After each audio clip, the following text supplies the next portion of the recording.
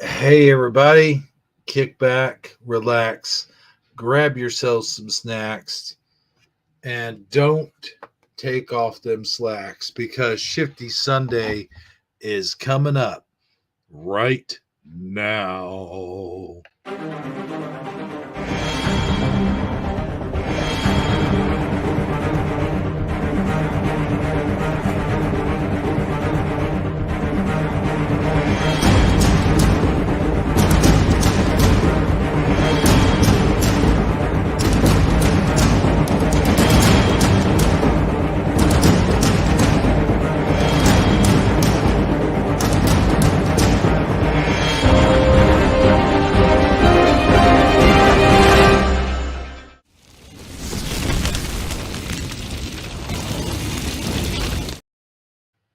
Hey, everybody, welcome to Shifty Sunday. I'm your host with the most that loves finger nut toast on his toast, T-Bro77 here, along with good old Amazon Line, and we are ripped and ready to go here on this classic Sunday night.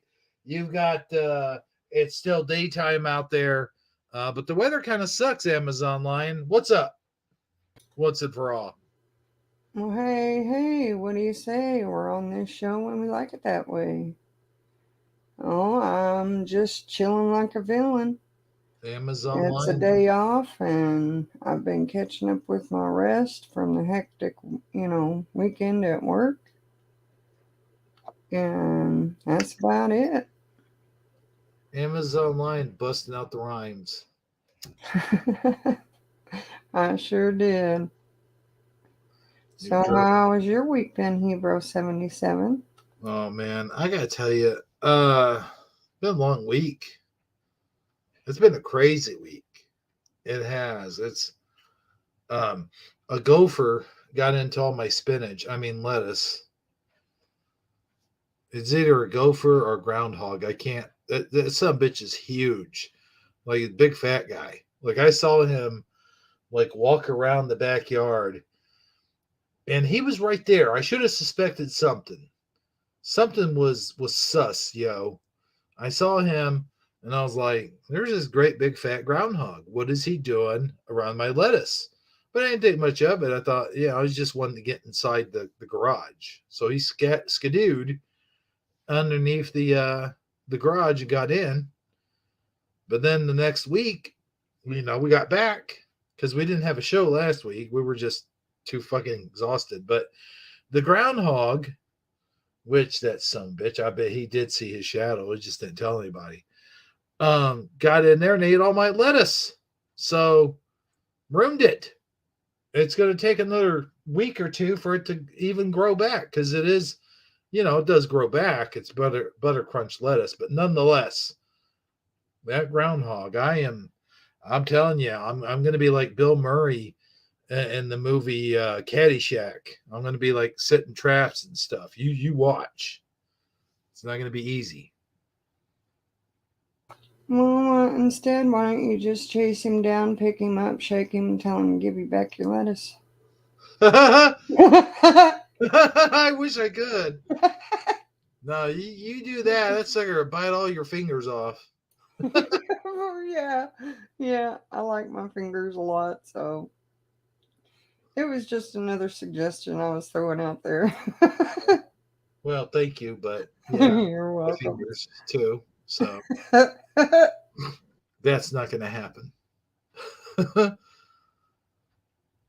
I'll tell you one thing I've been doing a lot of. I discovered this new app. It's the AI app, and the reason why I discovered it, I've been watching this program here recently called The President's Play, and what they do is they take AI voices and pictures of the presidents, Obama, Bush, Trump, Biden, all kinds of presidents.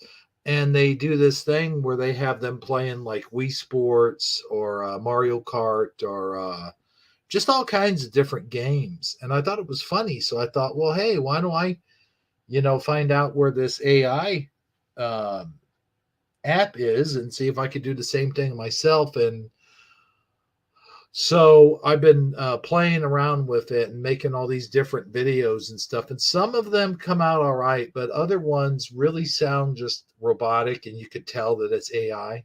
You know what I mean? I do know what you mean. I've been hearing it all week, and Oh they yeah. got some pretty bizarre things that they say back and forth to each other.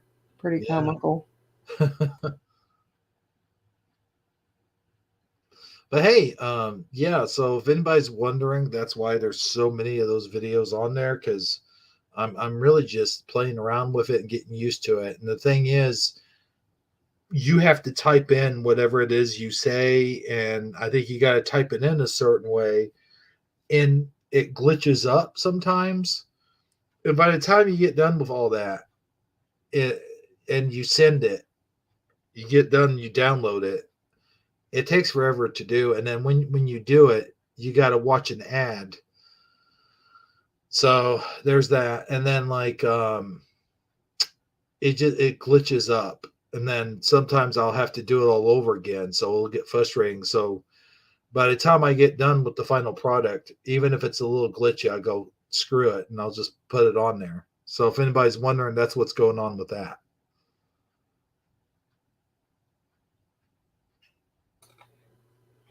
Well, I happen to find the coolest thing because you see, every year when spring break, cleanup comes around, I'm one of those who likes to go around, but I don't just find anything. I like to go for the gold. And I like to find the stuff that's worth something that people just toss out and are no longer important to them. I am into antiques and vintage items. And it's more than just an interest. I mean, I'm literally, when I see these items, mesmerized by them. And one of the things that I found was a very old vintage trunk. And I'm not even exactly sure on the date of this trunk, but the newspaper alone that was on the bottom of it was from 1945. That newspaper in itself is like one of the best finds that I probably found, collecting things. I also found, things like old vintage porcelain bell. It's a bell, it rings. You even got the little piece of porcelain on the bottom of the string. It's pretty neat. I found an old Anheuser-Busch beer bottle, and that sucker's thick. Let me tell you, that really cool. A couple of the Avon car shapes that had the cologne in it. That was pretty neat. And found, a ceramic egg. It's things like that that I find that I bring home. And that trunk is so old. It's going to be a long process, but I am going to bring that thing back to life. I want to make it as new as I can again, and then give it to my youngest for her keepsake trunk for when she grows up and moves out. The things that she enjoys that she would put around her home. So I'm going to start the process of that. And yes, it was a very lengthy video. It is very hard to bring something like that back to life, but I think it's going to be so worth it. So that was my interest of the week.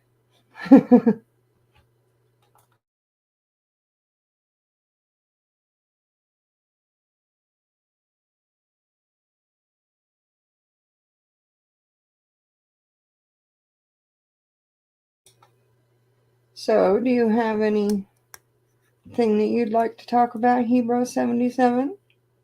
Are you there? You kind of just muted up and disappeared off the face of the planet. Not quite sure. what he's off to hunt.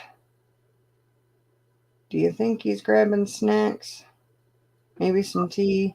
I'm sorry, I didn't realize I was muted up. I actually am trying to find a picture of it because I wanted to show. I know you have a picture on Messenger, or at least I thought you did.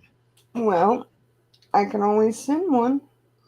Okay, yeah, that would be cool. I'm sure they'd like to see that newspaper also. Yeah, I just took a picture of the date. I ought to take a picture of the pages Yeah, I because it is really awesome. I thought it was an awesome find. I really did. I think that would be cool. That is a pretty awesome looking. It's almost like a treasure chest type of thing, almost like something you would find in the Legend of Zelda. Yeah, I mean, it is an old trunk. But that's what I was. I'm not gonna lie. Like I said, just the paper alone is says it dates 1945. So if 1945. I can clean that thing up the most as I possibly can in its natural state, that's gonna make it that much more antique. Just right around World War II, Yeah, it's just so old. I just don't want it to fall apart. You know right? what I mean? So I'm gonna have to put a lot of gentle care when I am cleaning this thing back up.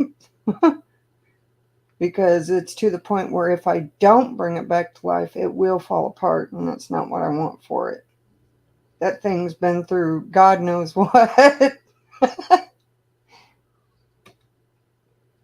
But yeah, I sent you those through your messenger, All right, and they should be the very last item that I sent. all right. Let me scroll down. And yeah, 1945. That's right about the time of World War II, depending on what date it was, though. This is October 21st, though. Let's see. Oh, it didn't happen yet. Like we were in. We weren't. We. I mean, the United States of America is what I mean by we. But oh wow, yeah. There's actually. Well, look what it says. Actually, it says something about. Yeah, check it out. It does say that. It does say something about World War II. Check it out, man. This is cool. Let's see here. Okay, let me go to my window, and there it is. And it's a Sunday morning paper, too. That's Sunday morning paper. Sunday morning, October 21st, 1945. So, what I would like to do is I would get this somehow, Well, professionally laminated to where I can keep it safe. this was 2 months before the attack of Pearl Harbor. No, wait. 1941 was, never mind. December of 1941. That was the attack of Pearl Harbor. I'm sorry, but this was, we were already in the war. Okay, but it says, as you can see here, it says Jap agents to spend 2 million for more guys what's Yeah, I would definitely have to get the paper out. it? The trunk is now in the shed. Oh, okay, Yeah, because it has such a musty smell, right. and that's not something you want to be constantly around. No, So I had to be forced to put it in the shed. I'm around I'm that gonna or get nothing some with this. plastic and cover it up and try to protect it from whatever as long as I can until I can get all the materials needed to redo it. But here's that trunk, and yeah, it looks like you got your work cut out for you. Yeah, and I even sent you a picture of some of the other items that I found. Okay, yeah, that's cool. Let's take a look. Oh, I got to go backwards. Okay. Oh, no, not that. I guess you do go forward. No? No. Hmm. Here, let's tell you what. There. Now it should be get the trunk and that. Now And that is the two Avon cars there at the ends. I'll And tell they you what.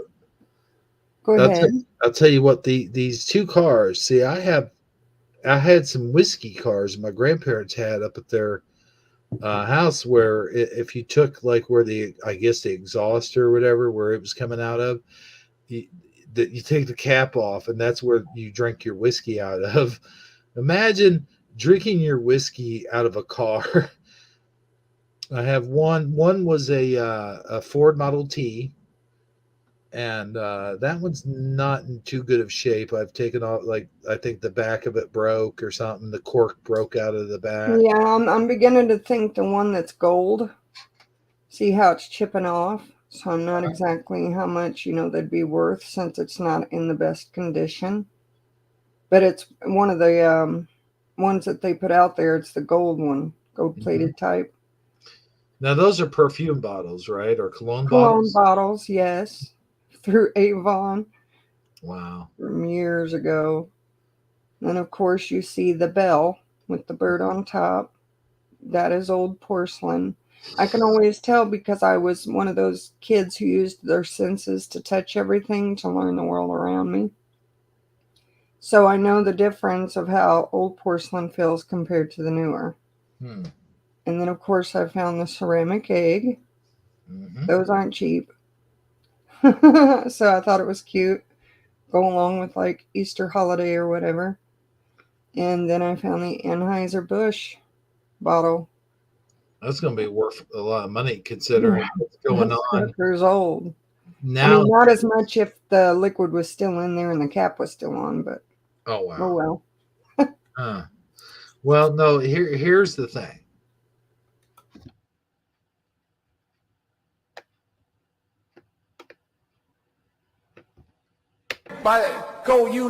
You know the thing. Um, the Anheuser Busch bottle. That thing is going to be worth a ton of money here pretty soon, especially with all the stuff that's With going all on. the stuff that's going on, that's exactly what I was thinking about. Oh, you They're hit it going right to. on the head. I want to talk about this for a second. That they did what they did. Everybody already knows it's old news. I don't have to go into details or anything, but and everyone's turned against them. And nobody's buying the Bud Light. Nobody's buying the Budweiser. Nobody's buying the Corona. Everyone is, you've seen all the memes that have been going around and stuff. I don't know if there's any in our meme list for this week, but it has been insane. And Budweiser, they tried to do damage control, but it's too late. Nobody's touching that stuff. Nobody wants to be seen buying it. Nobody wants to drink it. It's what they've done is just beyond dumb, and they're going to end up not only just losing a ton of money. I think they're going to end up. This is the only boycott that I've ever seen that's actually working.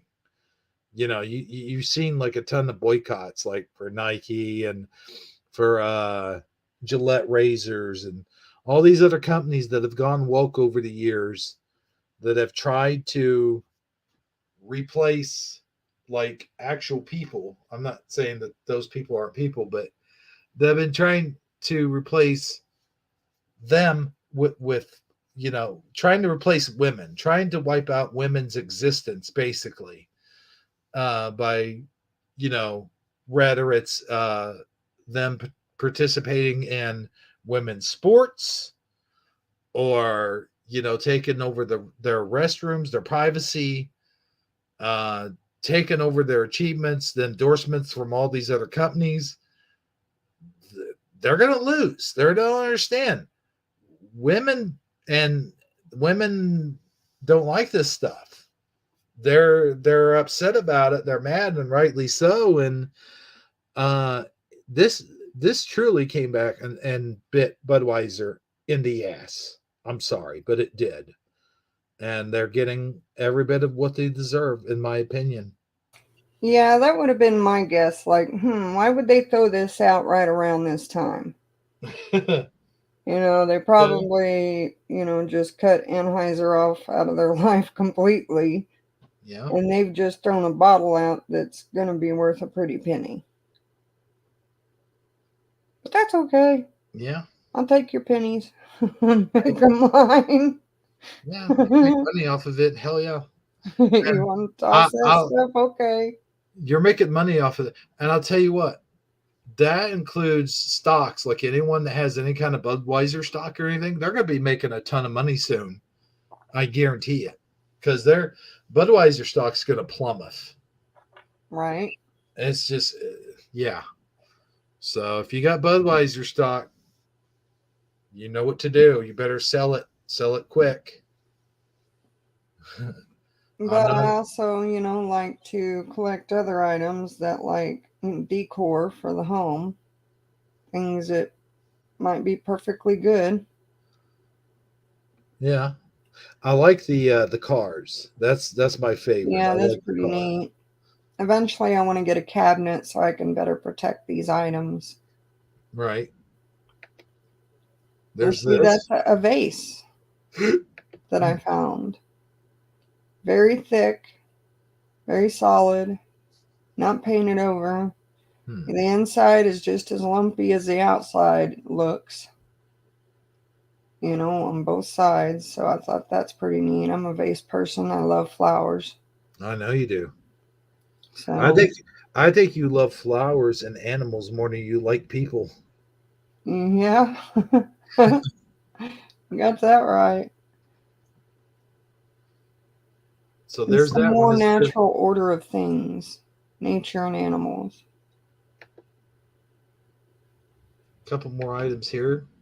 Now, do you see this? You see what store it's from, you see the Right. price, Mm-hmm. and this is what belongs on that, a four-piece collage picture Mm-hmm. frame set. Nothing at all wrong with this. Like, all it needs is cleaned up, dusted Hmm. off. Yeah. It came with some spider web. Ooh, you know.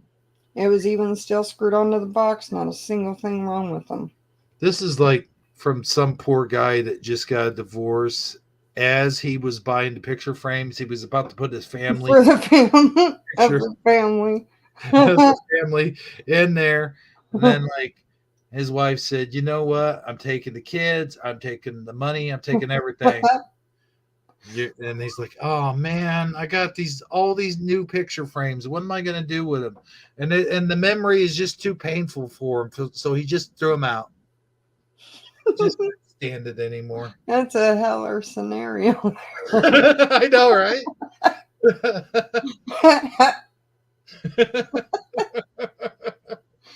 Yeah, it's little things like that I find and I bring home. So, when I go looking for things, I don't just grab anything. Yeah, I didn't realize that. And the other thing I didn't realize is that you are so good at this. You ought to get a business doing this. Just like collect a bunch of crap and well, not crap, but you know what I mean. Collect a bunch of stuff because you have a good eye for this. You could have your own thing. You could have your own like drift store. You'd be like, you could sell all this stuff. Like you could restore it and sell it. That could be your thing. Right? Yeah, I do like to restore things and even things down to like chairs. Like, say that the kids poured messes on them throughout the years or they're ripped. I can actually redo chairs for your kitchen. I've done that before, and that was really cool to be able to take material. And of course, I took some thick plastic over it, Mm-hmm. and you just staple it down with the staple gun after you've got the old material off. It's really not that difficult of a process. A couple screws here, a couple screws there, get your screwdriver, undo it, put it back together. I mean, it's pretty neat. I'll I bet can you. actually make things new. make things new again. Like, there's your slogan. That's what I'm going to create for you. Is like, Amazon Lion, make junk great again. Like, don't, you know, make it not junk. Make it great again. And then, of course, you see I'm in the middle of redoing my house, Hmm. making it really awesome looking. But I am going to wash those vintage curtains because I never could for the life of me find those old vintage hooks to where you had to put the two prongs in between the curtain.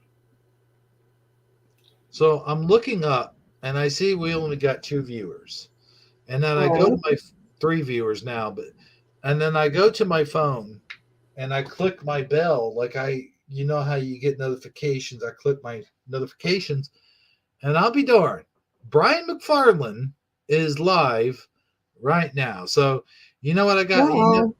You know what I gotta say to that, really, honestly? Fuck them. No. I kid. I'm kidding. I'm kidding. But no, seriously though, he does. I think he does a Sunday about once, maybe twice a month. So I Right. don't know, but um, honestly, I was thinking about this earlier. He's had us on his show. He's had me on there a couple times, and I don't think I've ever had him on here. And I think what I might do, since he does shows every once in a good Sunday, maybe invite him on here, like when he's not doing a show on a Sunday, invite him on here to hang out with us and bring new things to the table, and we could all I think we could all have a pretty good discussion. What do you think about that? I think it sounds like a plan. Sounds decent to me. But I'll tell you, here lately, I I've been that's another thing that I've noticed is like the weather has just been uncooperative. Like, I had put out my garden, and I was looking forward to putting down tomato plants and pepper plants, and I know you were looking forward to stuff, but we'll get to that here in just a minute. Because you can't do it because of rules and regulations. Somewhat, you're Correct. you're somewhat limited. Yeah, and that was very disappointing, Hmm. somewhat. It's Yeah, just going to be a bigger pain of a process because now I got to buy more materials. right. Now, the thing is, what the point I was getting at really was the weather. We've had this crazy, stupid weather where it's been nice, 68 to 70 degrees. I think we had one day where it was 80, but then at night it dropped down to 40. And in the morning it'll be in the 40s until it gets like towards afternoon, about 1 or 2 in the afternoon, and it'll get up to the 50s or 60s. Now today been a little bit cooler. It's only gotten up to, I think, about 56 or 57. But and we had some really strong winds today, and we had some strong winds yesterday. So I don't know. Maybe the heat, maybe the warm wind is blowing in. Maybe that's why we're having these winds. Maybe it's going to blow the warm air towards us. What do you think? Well, what I think is this weather is just bipolar. It's now caught, and plus I have to, at work, I have to go into the cooler, the freezer part, and then this weather going up and down. Now I'm sneezing, coughing a little because there's more, you know, congestion or whatever. But I don't like it because it seems like every time I get a day off and get it planned to actually be outside to plant more flowers or decor for my yard, it's either raining or it's gotten cold again. And I can't be out in the cold because it makes me sick because of my sick lungs. So I'm all about the warmth. I want it to be warm. I want to get out there because I love being outside. And it helps me to be out there doing my thing. And I can't any longer in the cold weather. So I'm just ready for the coldness to stop. This is already, you know, May tomorrow, and it's time for spring. Yeah, you would think. You would think. I could have had a nice big old bowl of lettuce with some Italian salad dressing on it and some bacon bits. But no. Mr. Groundhog, stingy groundhog, big fat groundhog, ate all my lettuce. So now I have to wait for another month or so. But you know, it just there was something I was going to bring up about that. You talk about as we get older, weird stuff happens with our bodies and stuff. And you know, we didn't do a shifty Sunday last week because we were both just drained, just tired, and plus we had a lot of stuff to do last week with spring cleanup and whatnot. And you, of course, you started a new job not too long ago, and that's what's kind of you're just getting used to it, and you're not as you well I'll let you tell the audience. I don't want to say some stuff that might accidentally get my mouth in trouble. Okay, then. But no, with my health, I do have 8 doctors and specialists, provided to me to help keep me decently healthy. And so a 3 hour shift to me, a 3 to 4 hour shift to me is like an 8 hour to 12 hour shift for most. And because it's such a fast atmosphere, my body's having trouble keeping up with itself, you know. It's McDonald's, one of the fastest food chains around, and I work weekends. So that's the new job. And for my health, it is very straining, very tiring. I think I took a nap today because I try to, catch up on my sleep on Sundays now. Yeah, and the thing is, you've been having to go there mostly in mornings, correct? Yes, I do breakfast, except on Saturdays, just once a week, I do lunch, you uh, know. yeah. So just, the weekend alone, for being such a fast food chain, it can be exhausting for someone with health issues who should be bringing in some benefits to help get, make ends meet, but they're fighting that process with me.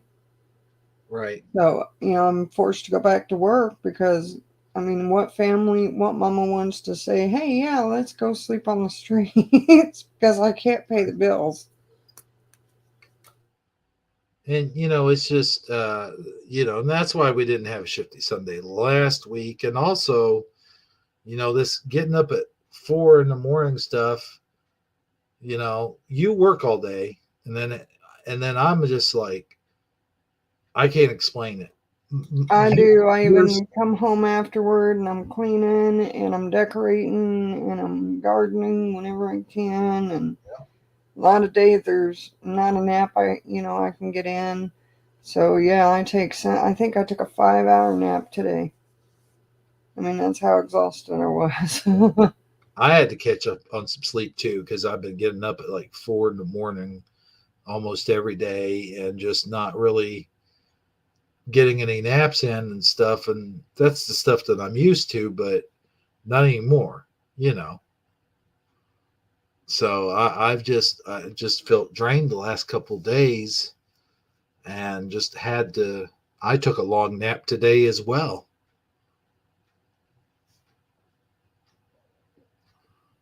And it could be the added cold weather out there. Everybody wants to snuggle. Oh yeah. in their blankets and together if they have a person to do that with, So we're just trying to stay warm. And we've got bone breaking action in here. Nicole Ackerman, she was here. I gotta say, we have picked up over the years a good mixture of people who come in and watch the show.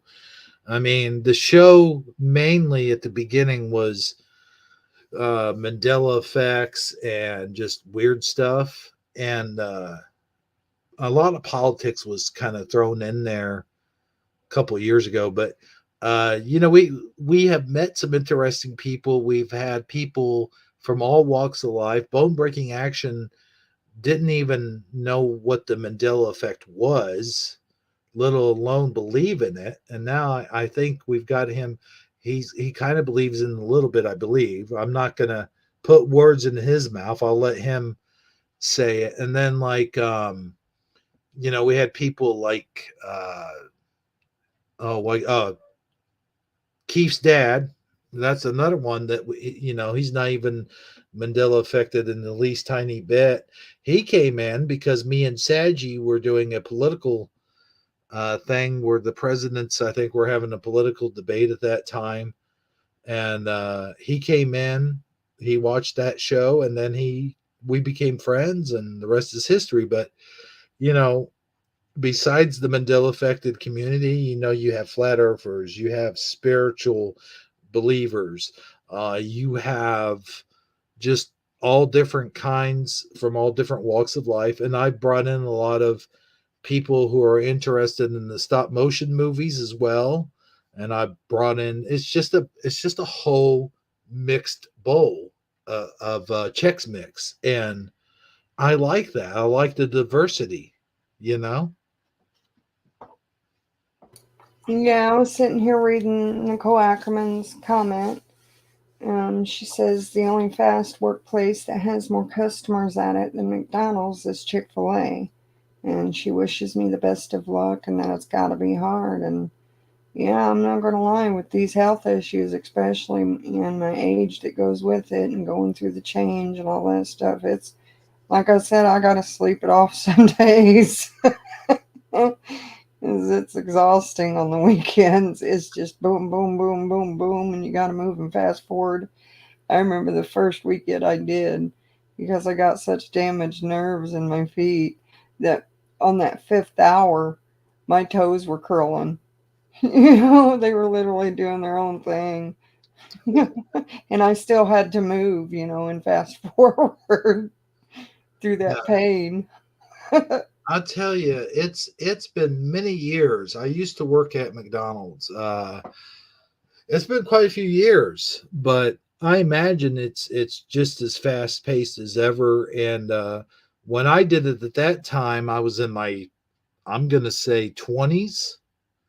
I was in my 20s, and it was where it was. It was on a college campus, and you get slammed a lot harder on the college campus than you do in your average Joe Blow, going down the highway, see a McDonald's pull it up in a drive-through type of thing.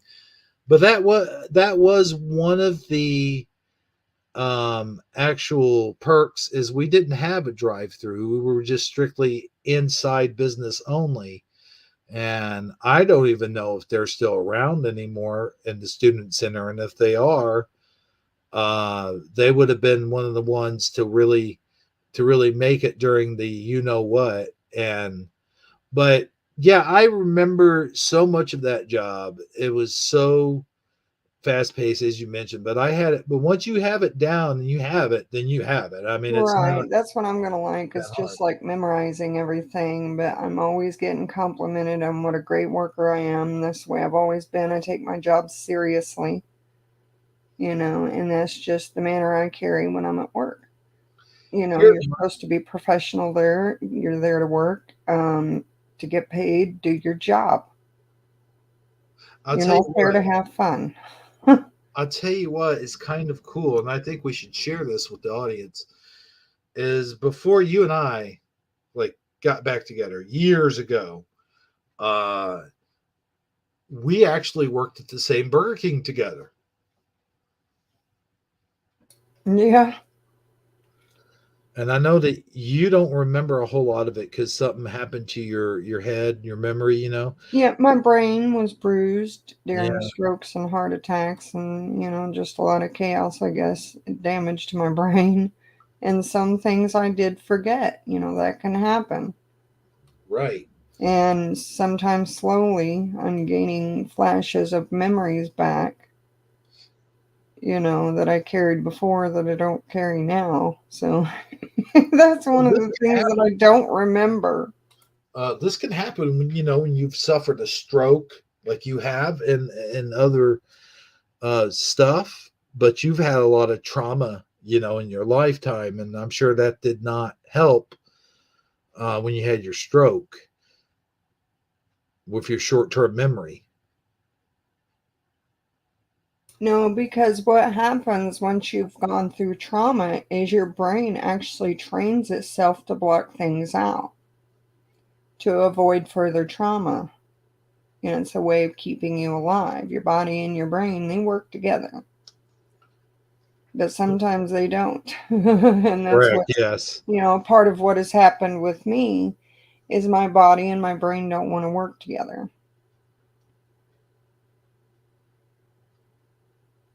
So that in itself, I think, can drive a person mad, Bone breaking. at times. You know, I want to bone breaking action makes a good point there, but also, when I worked at McDonald's, they had all these. Anytime they had a Disney movie, which McDonald's for the little, I guess they still are connected with Disney. We had like I had the first pick of the toys that were out back then. And I think back then when I was working McDonald's, it was like A Bug's Life and Toy Story. Those kind of movies were just coming out, and then there was the Leo and Stitch and stuff. But Oh, I'm sure there's going to be every toys that you're going to want me to grab, like, please. maybe, but every time they had a movie out of promotion, I would end up with a new button or pin that I would put on my hat. And I'll tell you what, by the time I left that particular McDonald's, I must have had my entire hat was covered in buttons. And I don't know if they do that anymore, but It's funny you honestly, mention that because I didn't see that on somebody's hat until the other day. I okay. was looking at his hat and I was like, huh, you get pins here? Yeah, I was like, I wonder what they mean. Oh man, I loved the Muppet Baby toys from McDonald's. Those were the greatest. I still have. Well, actually, I think I might have given it to my daughter, but I still had like a Gonzo on his scooter, or not scooter, his tricycle, and I had Kermit. I think I had Kermit, and I had Fozzie with his little propeller on his head. I think one of them came with a skateboard. That might have been Fozzie. I don't remember, but gosh, those and the little green alien guys were the ones I remember. The toys that I remember. The things I do the thing I remember the most is not actually the toys, believe it or not, because I barely even remember those. But I remember the glasses they used to have at McDonald's. Like they would have the Looney Tune glasses, they would have the holiday glasses, they would have the Garfield, and I actually still have. In fact, if you give me a minute, I still have a Garfield mug. It's a glass, not a coffee mug. But let me hold on. Just give me 1 minute. I'll be right back. Yeah, throughout the years, I have noticed that McDonald's did have cooler toys, and I just wish that with as much, profit as they're bringing in, that they really would bring back some cooler toys. But I guess you got to look at the factories they're made in too. I'm not sure. This Um, is a dusty son of a gun, but it is. It looks neat, well, dude. I do know that the McDonald's that I work at, Check it out. hold is on. more exhausting Let me. because I live in what they call a city. Yep, there it is. There's the old See, McDonald's, isn't that cool? and then here you can see the logo right here on the Huh? bottom, the old McDonald's logo, and the I year. don't Let's see if we know. can see. Hold on a second. Let's see if we can see the year. What does that say? 19. Oh, that's INC. Guess I gotta turn it this way. Hold on. Oh, 1978. I seen it. No, that ain't 78. It can't be. Is that what? No. Where'd it go? Maybe I was reading it Let me wrong. see if I can see it. Oh, you were right. It is 78. How the heck do I have this? I have no clue. That's weird. I could have sworn these were out in the 80s because I remember getting them. Well, they could have uh, started in 78 and maybe they continued on throughout like 82 or 83 or something like that. I don't know.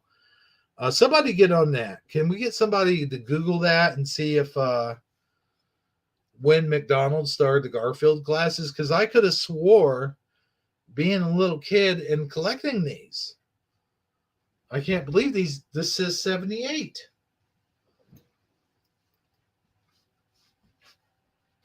By the way, I'm putting this glass up. I'll be right back.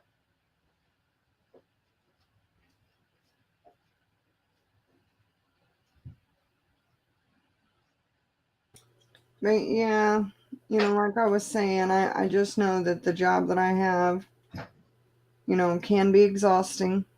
I am not going to lie, especially for the age that we are. Um, that's when we're going through a big change in itself. And so I know living in what they consider a city, that McDonald's is just absolutely insane to work at, on the weekends. But I do like breakfast a lot better than doing lunch. That's for sure. And that's why I like going in so early Mm-hmm. because it's a lot less hectic.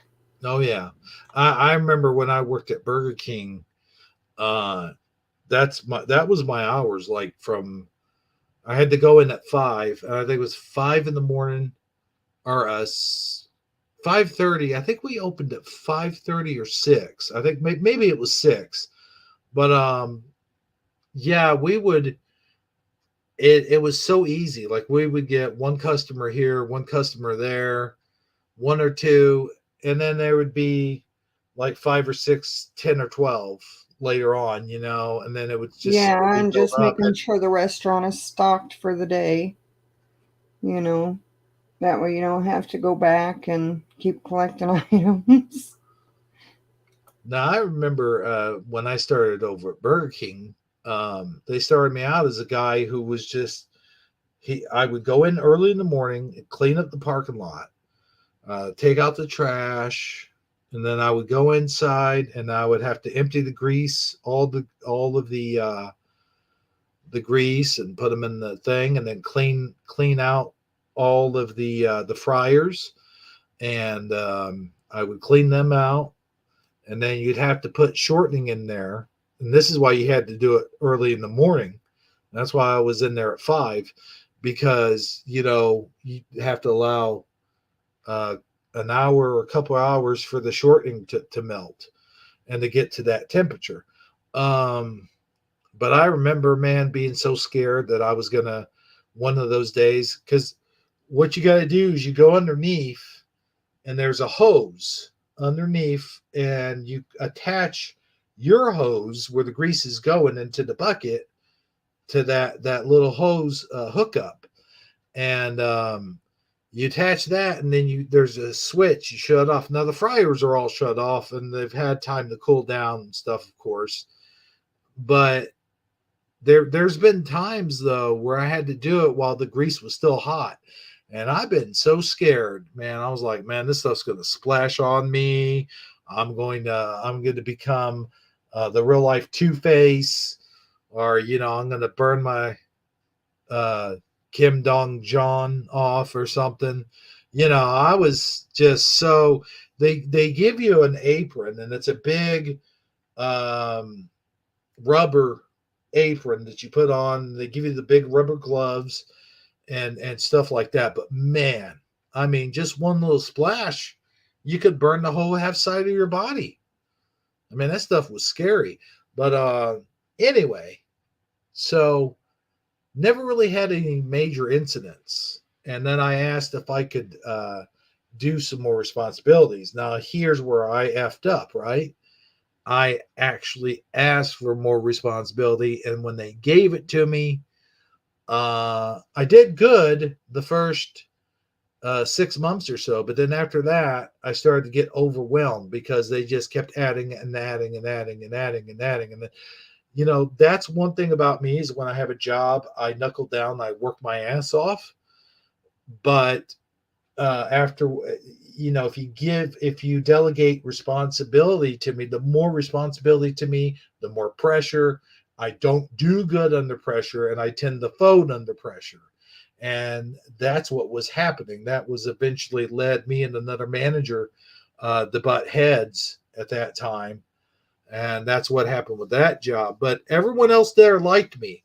They were like, "Man, you're a good worker. We like you." I was able to talk to the head, uh, what do they call them, the corporate managers. They liked me. I'd go in there.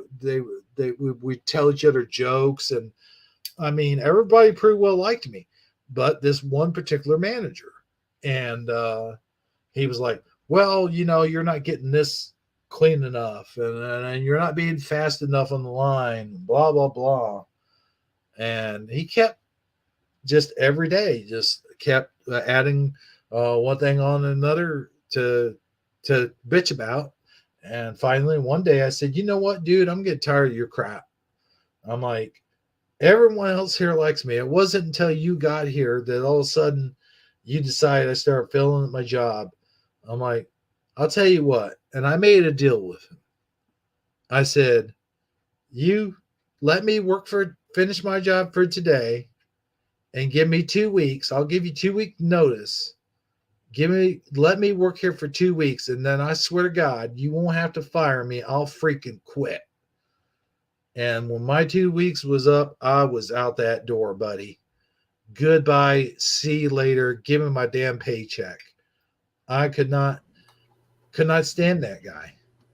Well, I can tell you that I know that I'm an awesome worker, but I'll tell you one thing that I love about working there is they actually do work with the disabled, no matter what your disability is.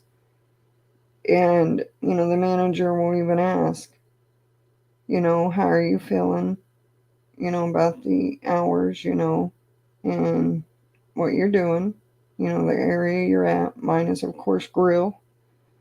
And, that is important that a manager can, give you a job, under your health conditions, not judge you based on your disability, but because there's some of us, have disabilities, but we are excellent workers, and I'm only working part time. I feel like, minimum wage is a fair price. I'm sorry, but I'm looking at a minimum wage back where it was like half of this when we started out working, so I just feel like being a hard worker at a job, especially now, is important, you know, show that you care and be appreciative of the job that you have. Here's the problem with minimum wage being where it is now is that not everyone is hard workers like you are. I mean, I'm not going to bring up any names or anything like that, but you got teenagers who are just doing it just for the sake of getting a car or buying some whatever, electronic devices or whatnot have you. And they're just standing there stoned off their asses, not even a half-ass job making sandwiches for let's just say, for the sake of argument, $14 an hour, and they're barely doing even half the work. And then there's people like you who come in there, work their asses off, are serious about their work, and they earn that $14 an hour. Whereas the other people I just spoke about, they don't deserve the 14 an hour, in my opinion.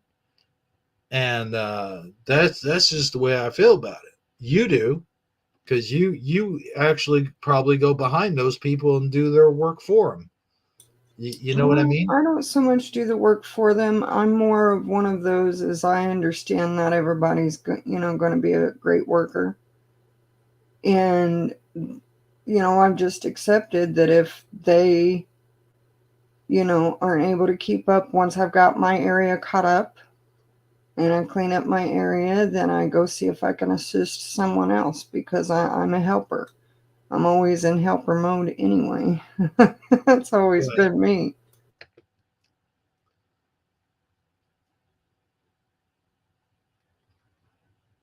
Well, what happened? Because you never know if you're setting that example, you're helping them out. I know a lot of take advantage of it, and they're like, "Ooh, well, she'll come. I'm going to go slower because she'll come over here and help me." But then there's also those who need to be taught or that are appreciative. And when there's times, I've noticed now that when there's times that I'm falling behind, they come over to help. And that's what it's all about. It's a team, and that takes teamwork.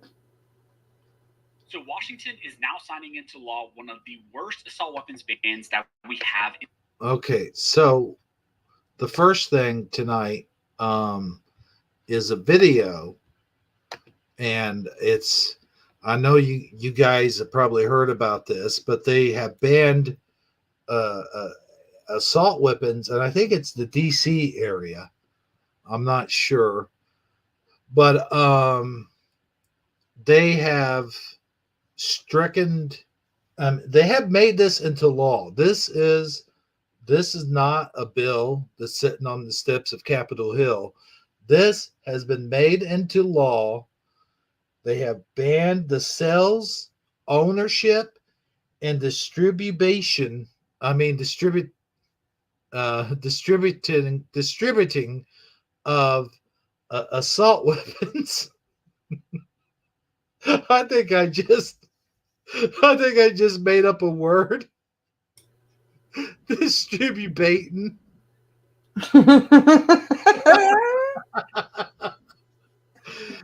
Oh man.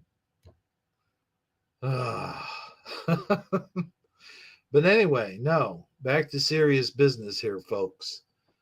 They have, the only ones allowed to carry them are law enforcement, government agents, and what do they call those guys? DEA and FBI. That's what I was trying to think of. So, just to be clear, regular citizens of Washington, D.C. are no longer able to arm themselves with assault weapons. So, yeah, I know there's people out there say, well, what do you need with assault weapons? Well, think of it this way. If a Fed or a DEA agent or cops decided to throw this entire country into martial law, and then they just start trampling on all our rights and take over and start shooting innocent citizens and crap like that, well, what are we supposed to fight them with? Pistols? Um, a shotgun with double aught buckshot in it? I mean, are they serious? The whole point of the Fifth Amendment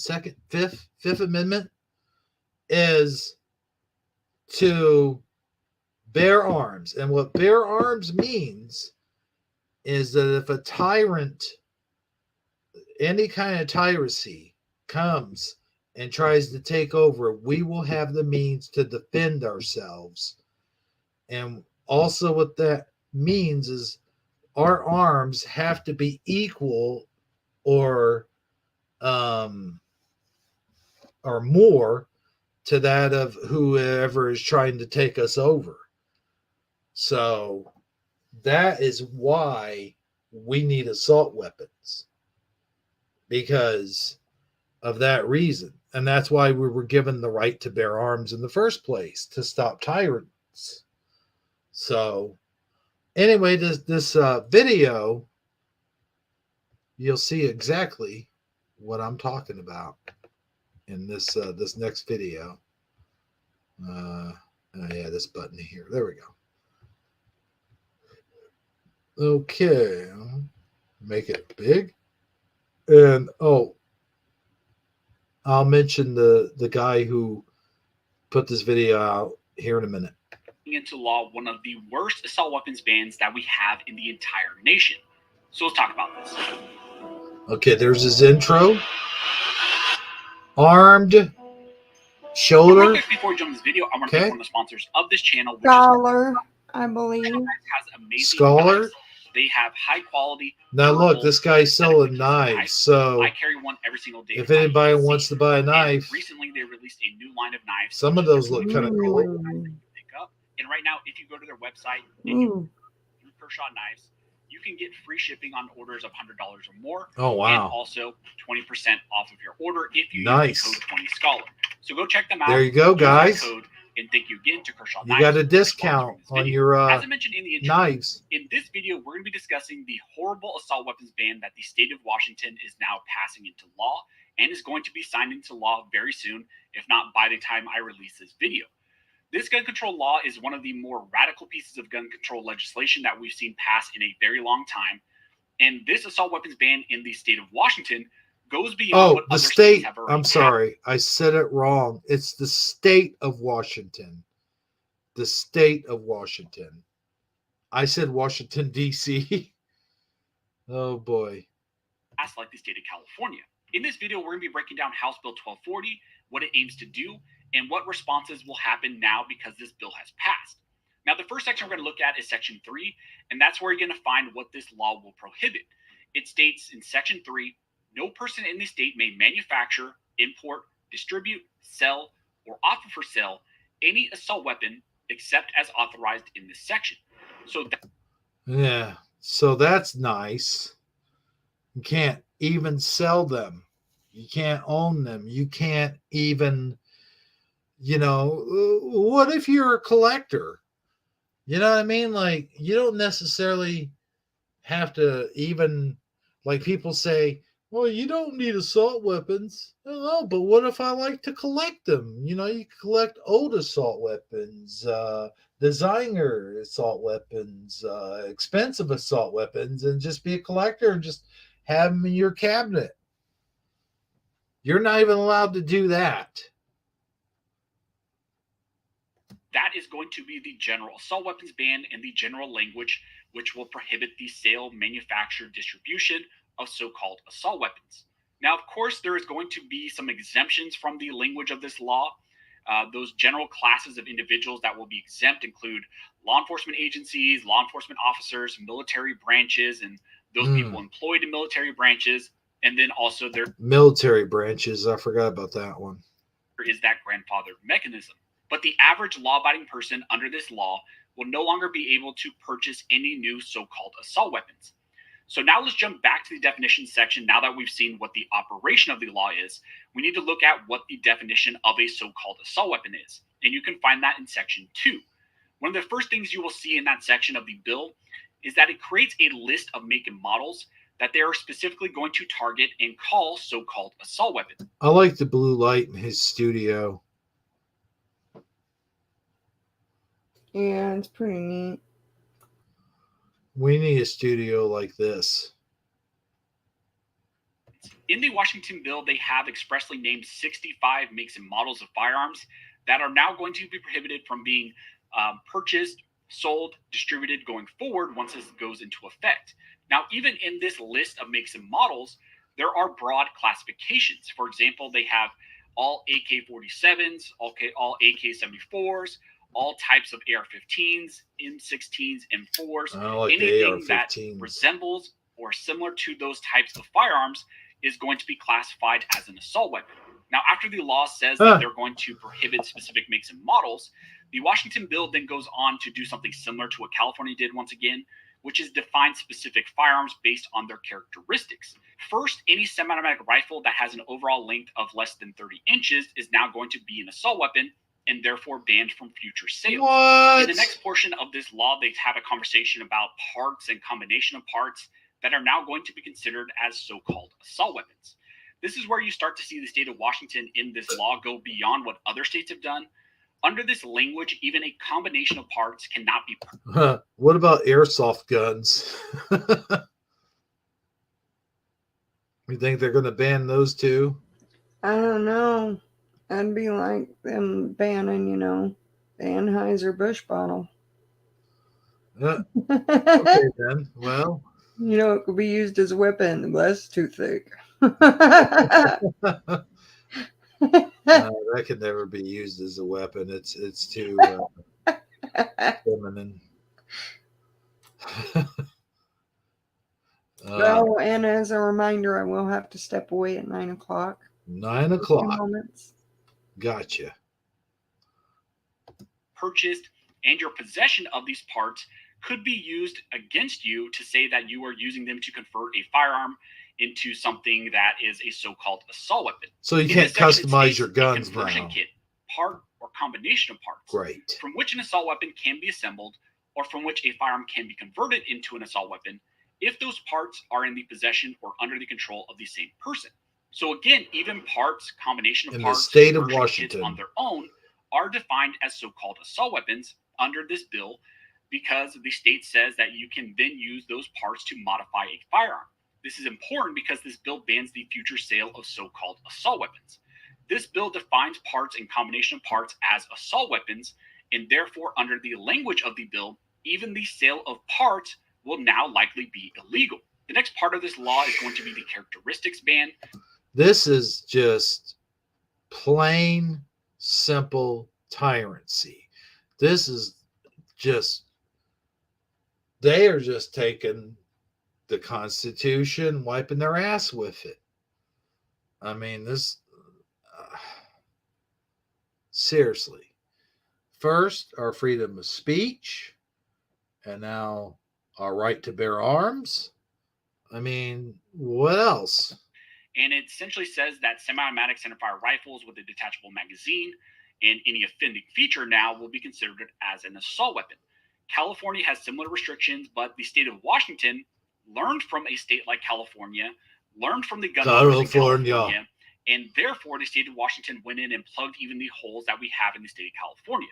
For example, it states that offending features is a grip that is independent or detached from the stock that protrudes conspicuously beneath the action of the weapon. What? The addition of a fin attaching the grip to the stock does not exempt the grip if it otherwise resembles the grip found on a pistol.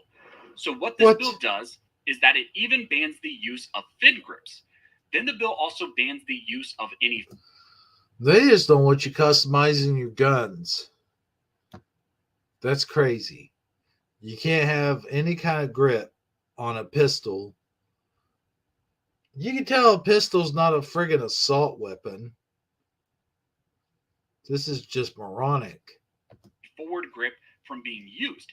It states that any forward grip, a pistol grip, a vertical grip, even an angle grip used on any of these types of firearms will make it a classification of a so-called assault weapon. So in California, you sometimes have featureless builds where you can put an angle grip or a hand stop on it. I want to get a 50 caliber. Their bill even prohibits that. So you can see how broad this bill really is, how broad this law is going to be, how it goes beyond what other states have done. No, even wait. has Grenade a broad launcher ban on similar types of muzzle devices, any flash suppressor, any use of a silencer, even muzzle brakes or brakes or any. No, you know what I'm gonna get? I'm gonna get one of those 50 caliber machine guns mounted on my on the hood of my car. Just drive down the street in Washington. Not gonna shoot anything. Well, maybe a groundhog or two, but seriously though, oh Lord, just drive down the street with a 50 caliber machine gun attached to your car in the state of Washington and see if you get pulled over. This is getting ridiculous.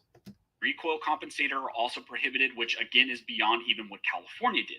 Then they go on to ban semi-automatic pistols that can accept a detachable magazine and any features like a threaded barrel, a barrel shroud, the ability to accept a magazine outside the pistol grip. It also then targets other types of items like shotguns. So again, this is a very broad ban on any type of classification shotguns? that falls under this bill, which includes a ton of different types of firearms, rifles, shotguns, pistols as well. Rifles? Now, I want to make something very clear with this. This is going to be a ban on the future sale, distribution, importation of these types of firearms. This does have a grandfather mechanism where your current possession of firearms that you have in your lawful possession will be grandfathered in. Now, even with that, I want to warn you guys that states like California and other states have done very similar things where they will grandfather in a firearm or magazines or whatever. They will say, okay, we're just going to grandfather these in. And then just a couple years down the road, all of a sudden they will say, well, we're going to ban even those items that we grandfathered in because those are still so dangerous that we need to ban those. Now, originally with this bill, it hit a small... See, they think that banning guns is going to solve the issue of mass shootings. But, you know, whoever commits mass shootings is the ones like, you know, like the teenager that shot up his school or whatever. He got that gun out of his dad excuse me out of his dad's cabinet and shot up a school. His dad owned that. You know, you can buy guns off the streets. You think those people go by the law? No, they still have their automatic assault rifles. So this is just all bullshit. And I'm talking some straight bullshit right now, man. Like I said earlier, they are wiping our Constitution with their asses. And they're just, you know, our freedom of speech is gone. You know, we can't say whatever we want anymore. Our right to bear arms is gone. And the freedom of expression, that's pretty much gone. The right to raise your kids how you want. I mean, in a good way. You know what I mean? That's gone. You know, they're destroyed the American values of the American system. Everything is just going down the toilet. Next thing you know, will be North Korea. Snag where it was passed out of the Senate, sent to the House, and then the House essentially was upset about some of the amendments that were made within the Senate. They said that it was beyond the scope of the bill. So then the House did not essentially affirm those amendments, sent it back to the Senate. But then it seemed like there was some sort of like backdoor dealing where the Senate and the House finally got together. The Democrats there stopped infighting. And then the Senate passed the law or the bill essentially once again through the Senate, went back to the House, and now the House has affirmed those amendments. Now, one of the really important change within the original. I mean, I think people get the point. I'm just going to go ahead and stop it there. And I'm going to call this dude. I'm going to put his channel in the comments there. And, you know,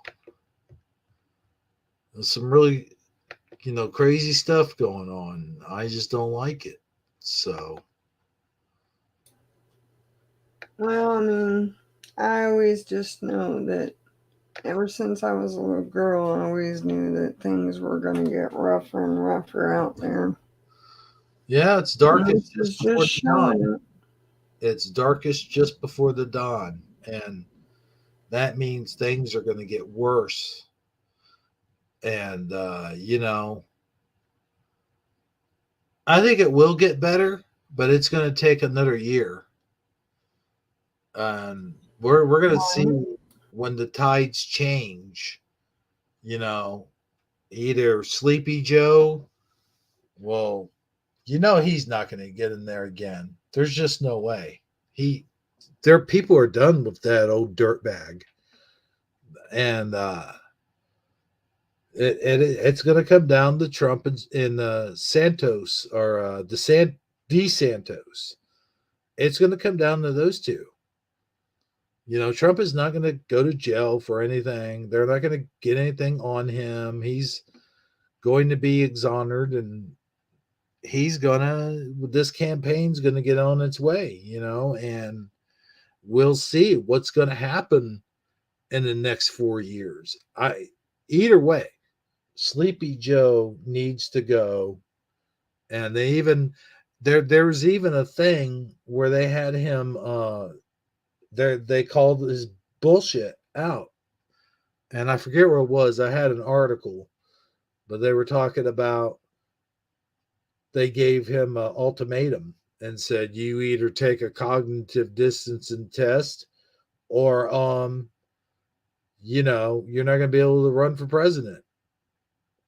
They're telling them that you're going to take this test, because if you take this test and you fail, you're not going to be able to run for president. I mean, everyone can see it. The writing's on the wall. He is shaking mysterious hands. He's always talking mumble jumble out of his mouth. You can't hardly understand what he's saying half the time. He makes words up. If he doesn't have a teleprompter in front of him, he's totally lost. He has to be led off stage in the right direction. And he's creepy as hell. He sniffs his little girl's hair and all this stuff. And just, no, there ain't no way. There ain't no way. If people don't see... Do you remember the name I had for him? What's that? Do you remember the name I had for him? What's that? A glitchy AI. A glitchy AI? He is a glitchy AI. Guy, I tell you what, man. And I'm not going to straight out say it. We all know how. But hey, you know what? Where was I going with all this anyway? Oh yeah. Donald Trump's gonna win that election. I'm telling you right now. DeSantos, I mean, people like him, but they don't trust him. And everybody likes Donald Trump. I mean, the man has so many supporters, and they never died off. And a lot of people think he blah blah blah the you know what. But I'm not going to trigger any words on YouTube where they're going to take down our live stream. So I'll just leave the politics alone for now, and we'll get on with what do you say, funny memes? What do you mean? Well, what do you mean? What do I mean? Funny memes. What do you mean? What do I mean? What do you mean? What do I mean? Funny memes. Well, let's show some memes, man. Well, roll that beautiful meme footage. I will. It'd be my pleasure.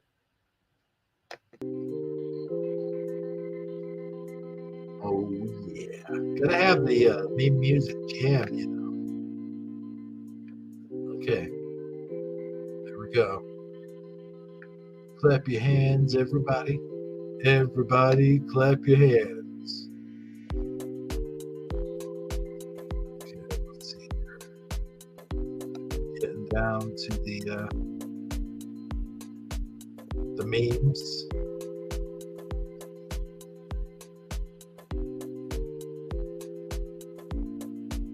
Oh, whoops. Wrong thing. Oh, God. Sorry, folks. I was on the wrong messenger page. I almost shared something from Brian's. That's never good.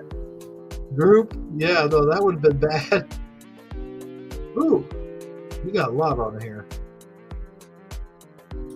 Yeah, I drew lines through it and then put the date and what it was for at the beginning of the memes. Gosh dang it, but dang it.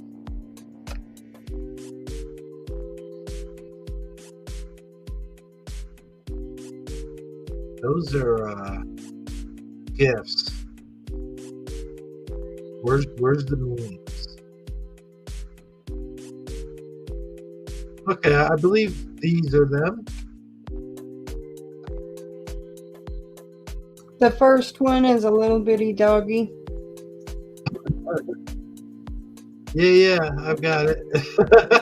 Okay. When I'm mad at you, but you bring me coffee.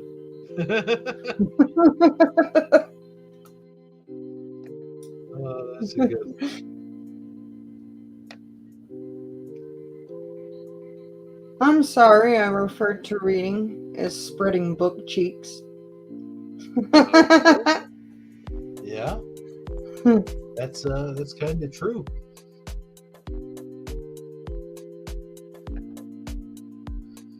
People on Facebook Marketplace be like, gorgeous couch. We've had it 11 years, but it's like new. Only missing 7 cushions. Raccoon once gave birth on it, but the smell is almost gone. A few exposed nails, but not rusty. No tinnitus shot. No tetanus shot needed if poked. Paid $3,675, selling for $3,600. Man, that was a long one to get. Yeah, it was a long one, wasn't it? But tell me that's not true. Yeah, that is true. A raccoon once gave birth on it.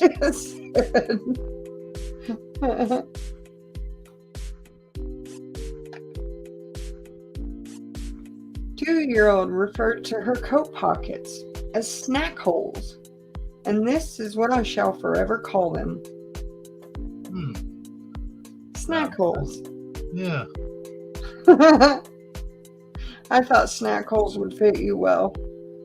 No, I used to put chicken nuggets in my pockets all the time.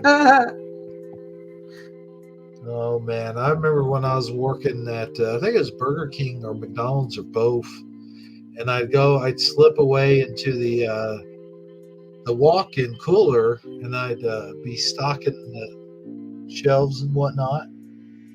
But while I was in there, I was sneaking bites of Canadian bacon. Like I would be sitting there, oh, there's a Canadian bacon package right there open. I'm gonna slip in some Canadian bacon. And I'll tell you what, that Canadian bacon is good stuff, even when it's not cooked.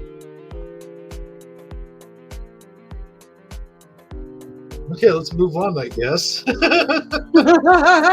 I was just listening to your story of your chicken nuggets and your snack holes. Yeah. Now this would be me. Old white people when a bird visits their bird feeder. Oh my goodness, man. We got Hulk Hogan here.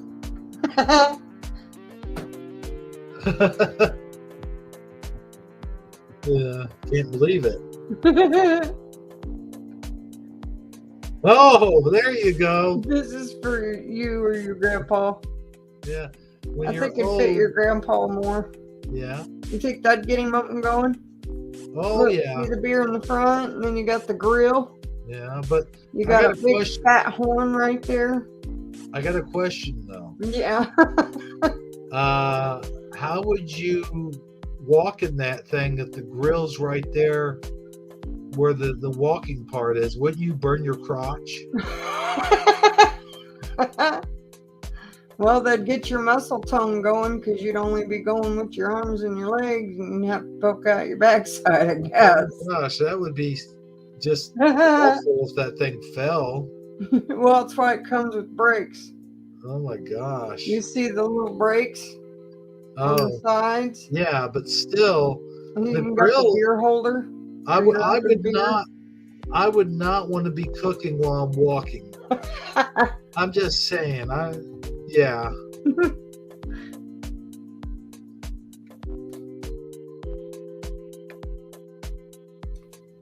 Yeah, this is something to think about. I What like if this. Bob Ross was a serial killer and his paintings are of locations where he had bodies? Oh boy. I've seen this a long time ago. But I like this. It's interesting because he never painted people, and he only painted locations. They're absolutely right. And Bob Ross is so calm and subdued. You could almost see, Right? like, that's his zen. yeah. And like, no, I mean, you know what they say, you gotta watch for the quiet ones. I could see him being a serial killer. But I loved watching him though. Yeah, I did. I truly did. I like watching him when I'm sick because I think when I was a kid and I would get sick, that's who was on when I was home from school when I was sick. Bob Ross and Mr. Peabody or whatever his name is, the bodysuit, Mr. Rogers. and Mr. Rogers, yeah. When you're homesick from school. Okay, Netflix should change their message from "Are you still watching?" to "You should shower and come back." For Yeah. Series binge. I definitely know this one because let me tell you guys something out there in the audience. There's been times where I have been binge watching Breaking Bad and Better Call Saul and all kinds of those shows, The Walking Dead. There are often times where I'm not the freshest as I should be. Just saying. Oh gosh, what is this? Oh gosh. Babe, are you okay? You've hardly touched your cheesecake. It's like Homer Simpson would make. Yeah, he'd eat it. And then I know you love cheese, so there you go. I'll have to make something like that. It'd be like he'd be like 64 slices of American cheese. Hum, hum, hum, hum, hum. Hey, do you remember that time I was watching a Simpsons clip and you thought it was me I making do. noise? Uh-huh. Yeah, he was watching The Simpsons. And he makes such funny noises all the time. I'm sitting there trying to do something and trying to focus, and I'm hearing and I thought it was him making noises, and it was Homer Simpson on the show he was watching. So this is how often he makes noises. Yeah. And I asked him, "What are you doing?" And I said, "Or was that Homer on the show?" He said, "That was Homer on the show." And I thought it was him.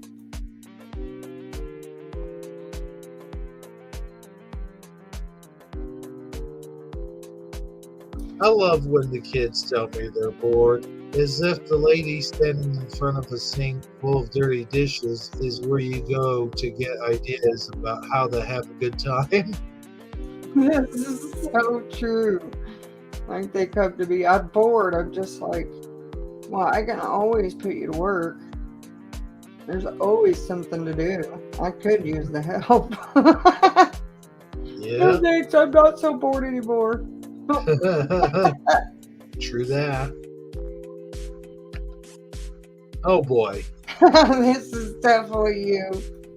Me? I don't garden naked. You gotta read it. Did you know that if you garden in your backyard naked, your neighbors will build you a privacy fence for absolutely no cost to you? Oh man, I should do that. Yeah, I was like, oh no, I'm gonna be giving him ideas. Yeah, man. Because you need it, you know. Oh, but we you haven't do talked anyway, about so new place yet. they'll build you a taller fence. I got something to talk about when we get done with the memes. Okay. This is me. What my seeds see every 30 minutes after sowing. You look at them that much? Yes, I absolutely love the outside and the things that I plant. I take joy in it. I've got my potatoes coming up. I'm like, hurry up and sprout. I want to see you. I got my potatoes. I got my cauliflower, broccoli. And the bigger that they grow, that, you know, and the fuller they get, the happier I am.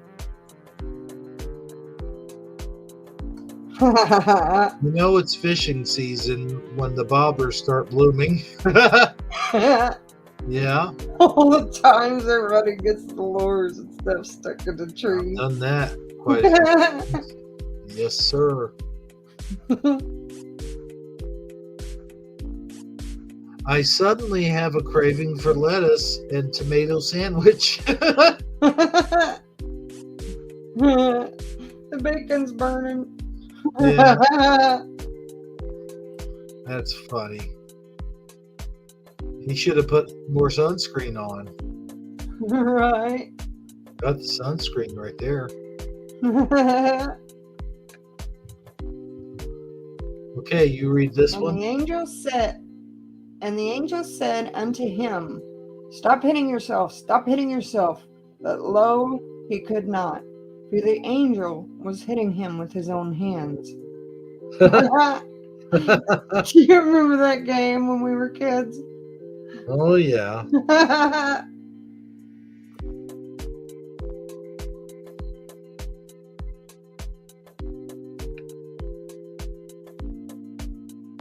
I hate it when I don't forward a chain letter and I die the next day. Yeah, I remember those. Yeah, you know how those are.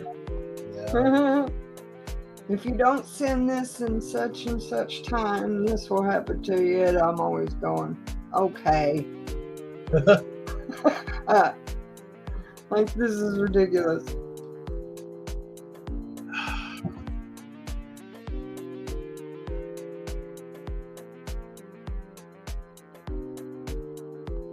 Dairy Queen. I scream, you scream, the police come, it's awkward. Imagine having that on your sign. Right? Oop, I pulled a Lulu. Okay. Next. I think they meant the date. It says installed on, and you're supposed to put the date. And it The says ceiling. the ceiling. Yeah, I'll put mine on my ceiling.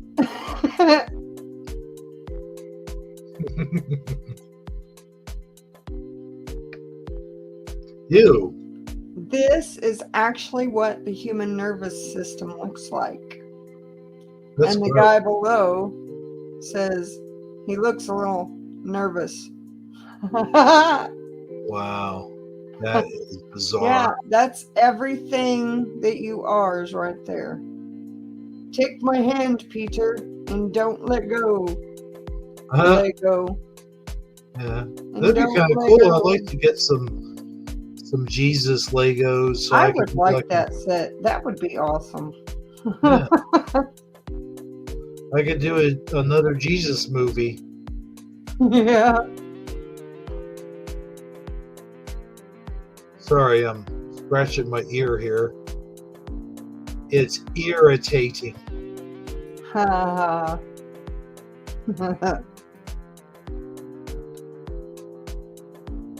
When they say it's Crazy Sock Day, but you misunderstood. Oh. That's This is the hospital socks they socks. give you. Yeah.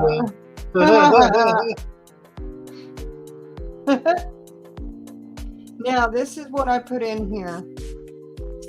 And out of all these movies, you can only, this is an audience, an audience thing, if they'd like to join in. And out of all these videos, if you've ever seen any of them, you have to name 2 of your most favorite. So if you had to pick 2 out of those, if the audience would like to join in, which ones would you pick to have to watch? Maybe over and over, who knows?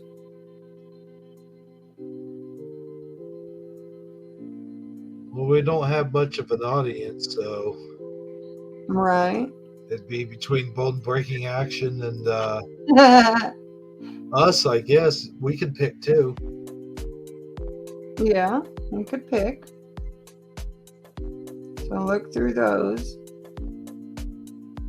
And you tell me.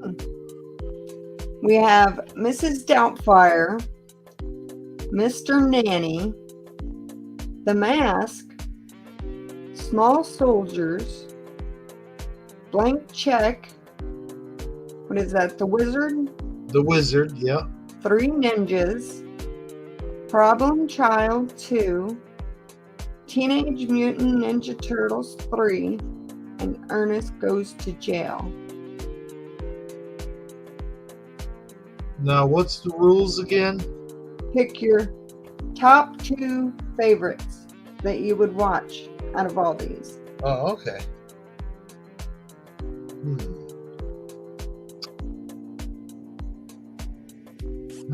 Let's see. Can I go? Yeah.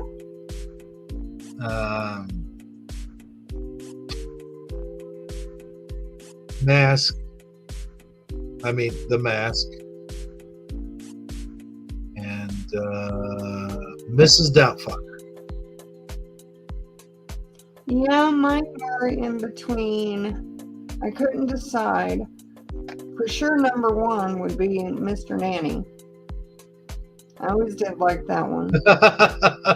And I couldn't decide on Mrs. Doubtfire or The Mask. But I think I'm going to have to go with The Mask. Okay. Bone Breaking Action. Yeah. Says Small Soldiers and Problem Child.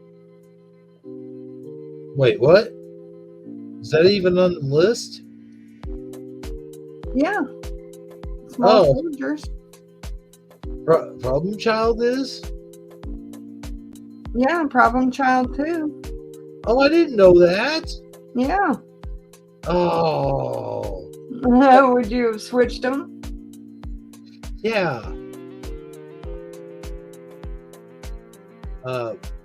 Switch out Mask for Problem Child 2. Okay. All right. Ooh, one of these days, Amazon Line, we should do a tier list on the show. Right.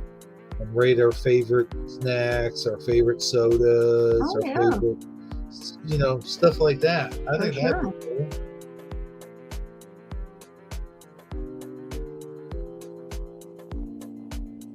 I'll tell you what, the action's getting louder as everyone's joining Chowder. This is Hero77 along the Amazon Line.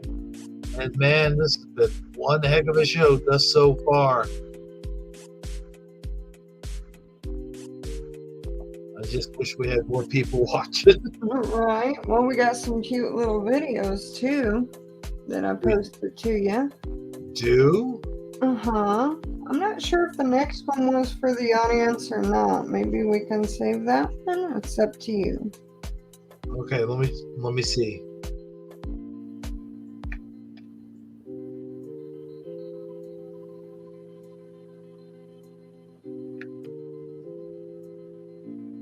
Now this is you lost it. Oh no.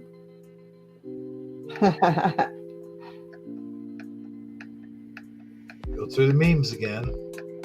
We shall.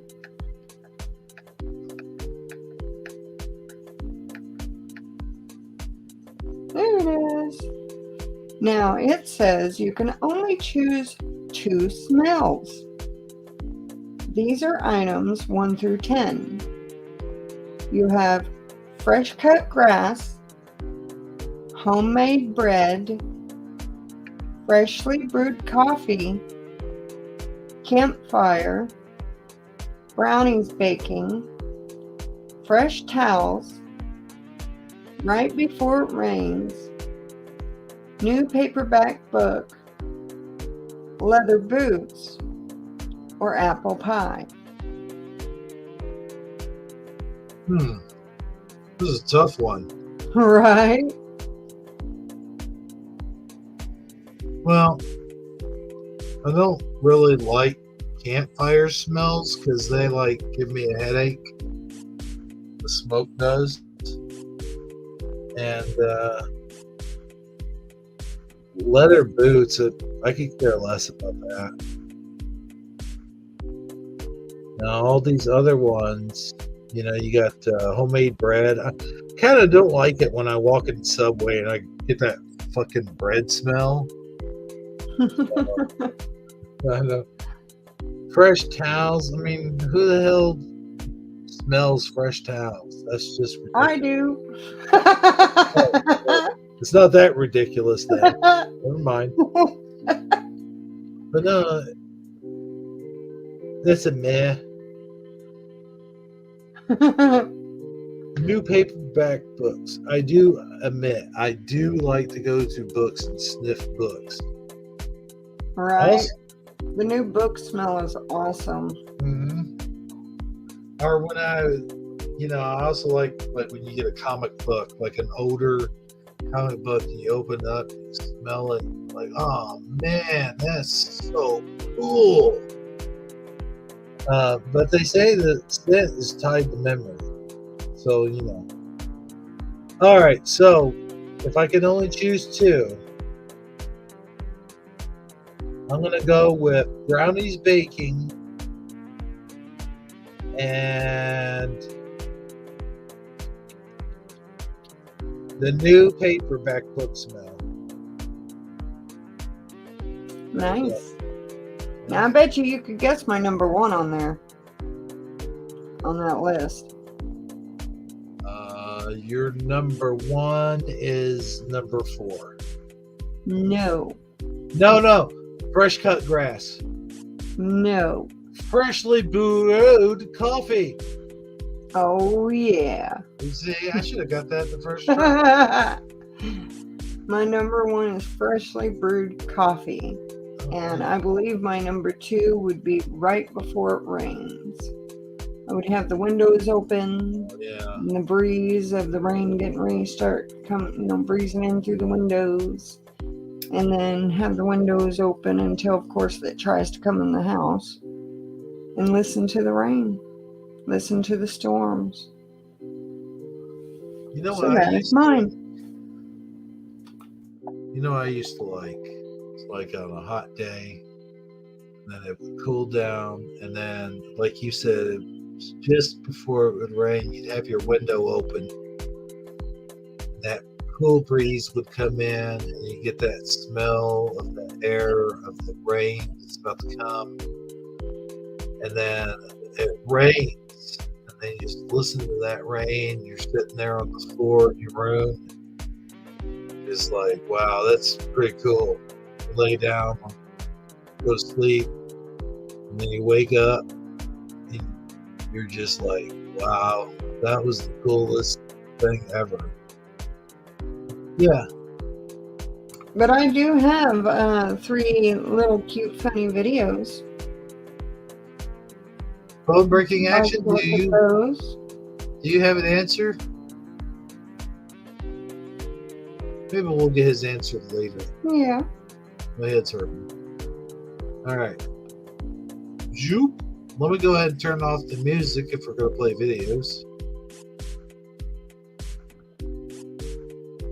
And they're just shorts.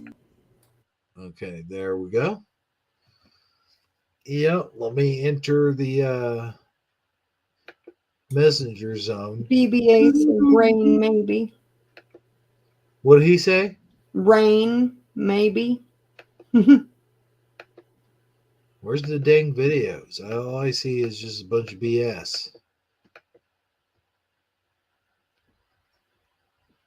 Well, there's one where there's a kitten in front of the TV and it looks like Tom and Jerry's on it.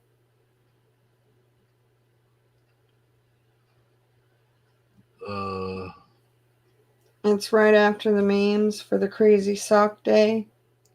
Oh, okay.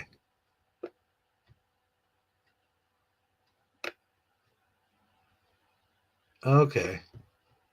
I think we've seen this one. Did we? Well, I still love watching it, I guess. Yeah. Oh, it's taking a little bit to come up. Okay, hold on, folks.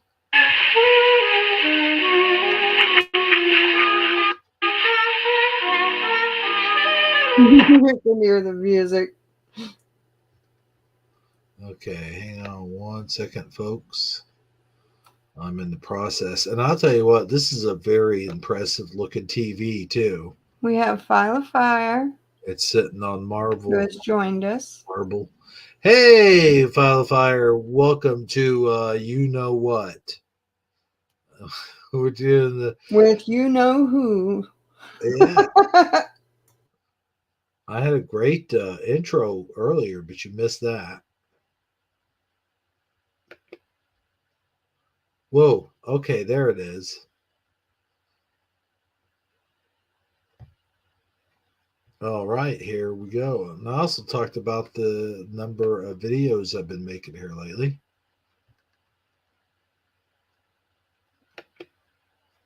Full screen. Here we go. Okay.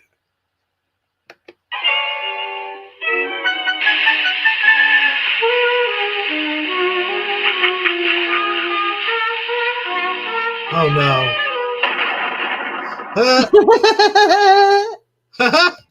You see the way he ran off? I did. He slid across the floor and everything. That was really cartoony I did. of himself when he took off. Oh man, that was cool. And then He the did. next one, this guy is actually giving a fish a drink. Really? A beer? I guess so. I don't know. Something, but fish has enjoyed the heck out of it, whatever it is. Oh, cool. Let's watch it. Oh, that was funny though. That cat scooting across the floor. Oh, come on now. Folks, we're experiencing technical difficulties at the moment. If you will hang in tight and we'll get to those things.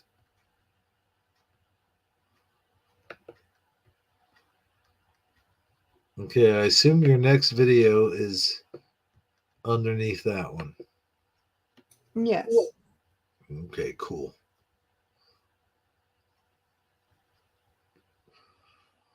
Flash. Oh. Come on, man. Where are you? You little booger. There we go. Okay, folks. Just bear. The power of bear. Got a headache? Bear. Bear with me 1 second. We'll enlarge this and rewind it because it plays. yeah. I was trying to, the thing. Okay. It is beer. Look at that fish. He's An drinking it. alcoholic fish. He should be an easy catch. Get him drunk. And he'll be nice and tender too. Oh, that is funny.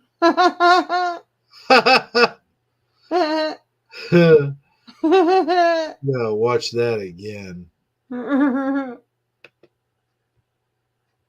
my gosh. Uh-oh, what is this? It's muted. So, where am I? Who am And I? then the next video after that is outright adorable. It's the last one. Little duckling enjoying the hair dryer. Whoa. This little duckling absolutely loves the hair dryer. I'll be damned.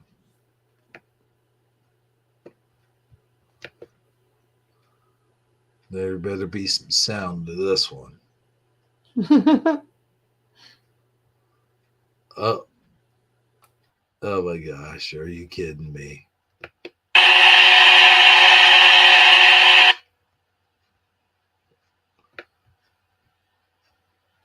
Absolutely amazing.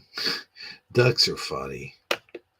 Yeah, I mean, when I say he enjoys it, he's really enjoying this hair dryer. Yeah, Yeah, they're so funny. I'll tell you what. I would love to have a duck as a pet. he's adorable. Yeah.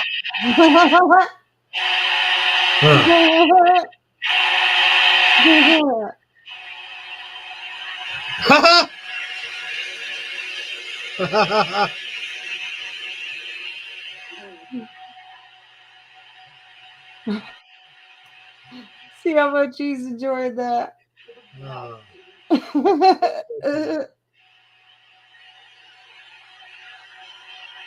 Think he's Oh up my to gosh. salon or something.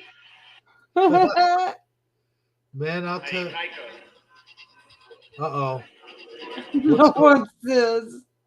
Uh-oh. Okay.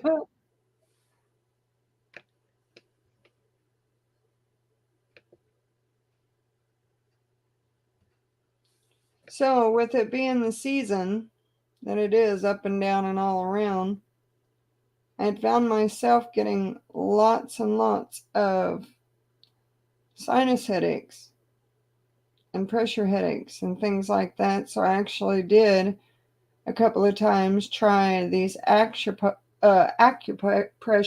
areas. Acupressure. Yeah, and it actually lessened the headaches that I was having. So I thought that was really neat. Cool. Well, let's share this here acupressures.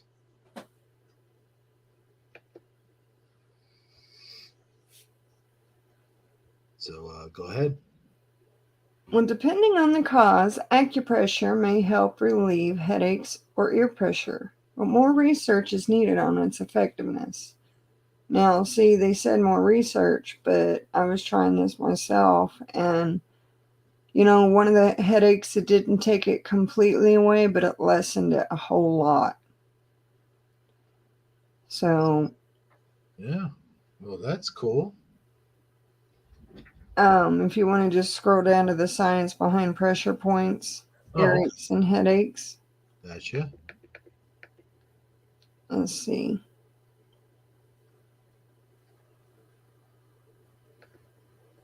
But it's pretty, let's see. Is it down further? If you could scroll down and let me see, please.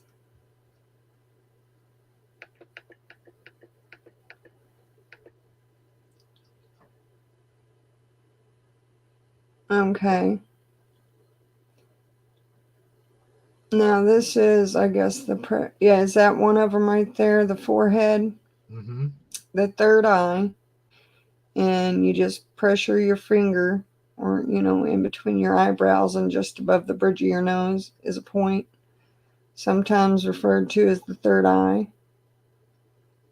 Um, it can promote sinus drainage and relieve tension in your cheeks, jaw, and forehead muscles. Use this pressure point to treat the following aches caused by infection or nasal congestion. So it helps relieve things like sinus headaches. And you want to try all 10 of them.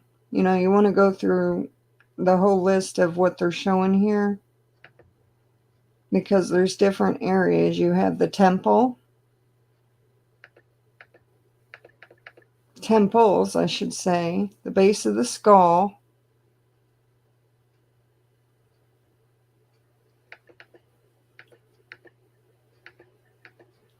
the wind mansion, the wind screen,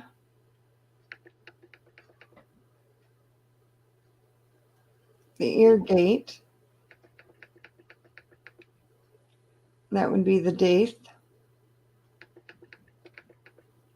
the hairline curve, heaven's pillar, see the two spots behind your neck, lower, right through the thinnest part, looks like, the apex of ear, Union Valley, it's between the thumb and forefinger on your hand.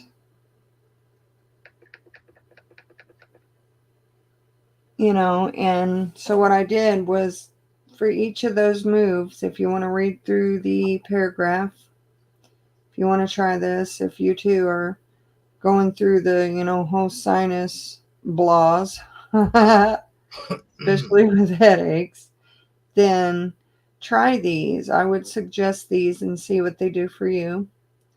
And by the time I got through all of them, yeah, the headaches, because sometimes I carry both tension, pressure and sinus headaches all at the same time. So I just try them all and it relieves quite a bit of it.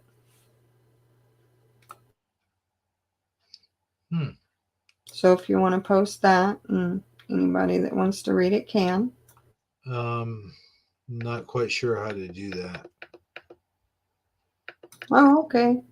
Hold on a second. Maybe it's at the top.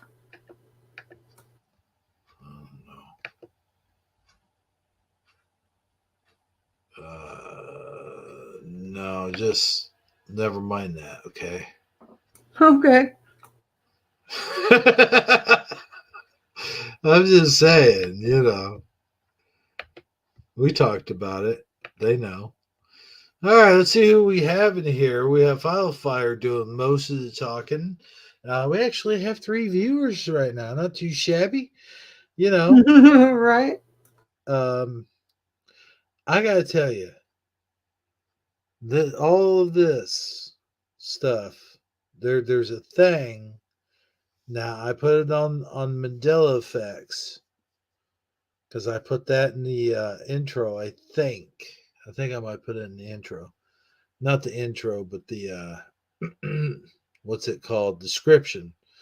And there was a Mandela effect I wanted to talk about, and that is Okay.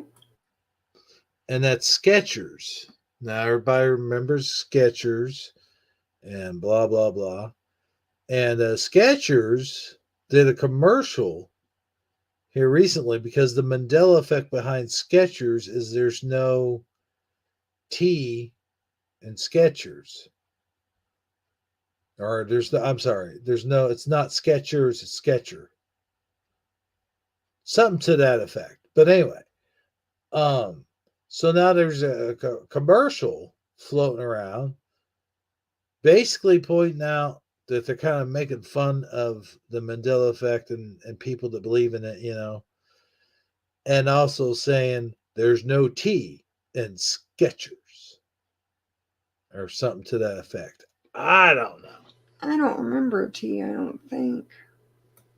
But we're gonna get the commercial going here, and I want you guys to know exactly what the heck I'm talking about.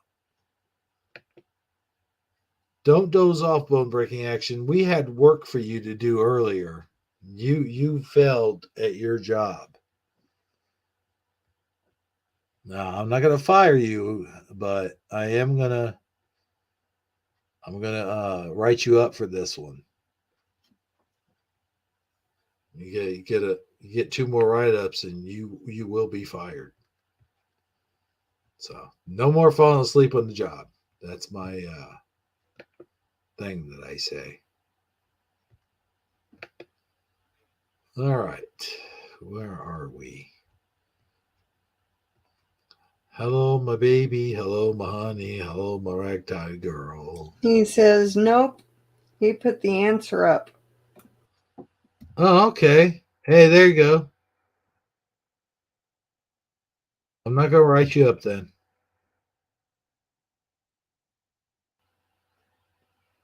1980 stopped because it had lead in it.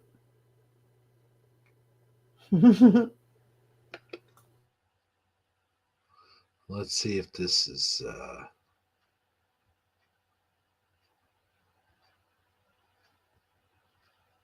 Oh, yeah, here it is. Here it is. Did you know there's no T? Okay, so this comes from Skechers channel. Okay, well then. Here we go. Let me go ahead and share the thing. No, that's not it. What in the earth? I guess I gotta do this. Stop the screen. Present arms.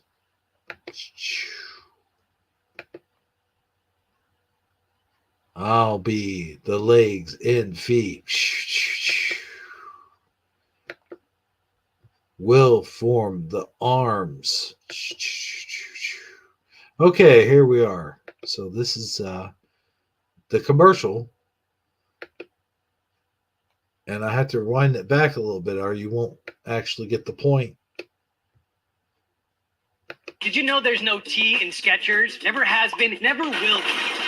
What you talking about, fool? Mr. T's always in Skechers. T and D's Skechers. T and D's Skechers. Ah, T and D's Skechers. T and this pair of Skechers. There's even a T and D Skechers. Skechers, Mr. T. Mr. T, Skechers. I'm just saying people often misspell Skechers and put a T in it. Maybe you should think about changing it then. Skechers, no T, just comfort. See? And there you have it. That is... Welcome to the Community Council. No. That is the Mandela effect. Everyone remembers the T in Skechers. I don't remember a T. Really? Yeah. I mean, ask Michael Fontaine there, and Follow Fire. I bet they remember there being a T in Skechers. Because he's calling it Skechers, not Skechers. Skechers. Skechers. You can hear them pronunciate the T clearly when they're saying it. Skechers. Skechers. Sketch, like sketching. Because Yeah. I think in the 90s, like when those were a thing, kids used to sketch on their shoes. They used to write on them. And they had a commercial, I think, where they actually showed them like writing on their shoes and they were sketching. So they called them Skechers. Well, there was one I was thinking about. What's that? But it was of a bear that you don't remember. And it was Corduroy Bear. Oh, yeah? Do you remember him with or without the button? What button? He had a button. He lost a button. Look it up. But in some of the books, some people remember both buttons. Some only remember one. So I thought about looking that up. I found it interesting.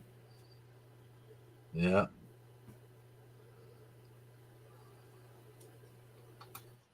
I know, but yeah, they're trolling, definitely. They're trolling us big time. But hey, what was I asking you about? Speaking of trolls, did you want to show that one? Oh gosh, I don't know if we can. Well, then we won't. There's this terrible toy going around. It Do you, was a couple years back. do you want to talk about it? Sure. It Go was ahead. a couple years back. I'll just leave it short and simple. I'll Of show a the toy, video. of a toy that came out.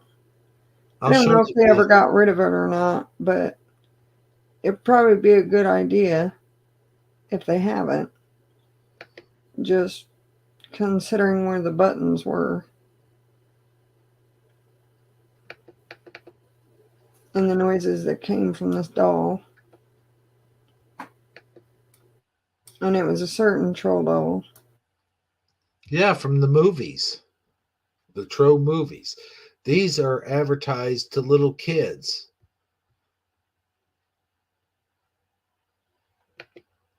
Reminds me of that I Eminem just song. kind of found it disturbing. Reminds me of that Eminem song. We got the Discovery Channel, don't they? And we show this, teach this to little kids, expecting them not to know what a woman's clitoris is. You know, Right? yeah. I I mean, think agree. about it.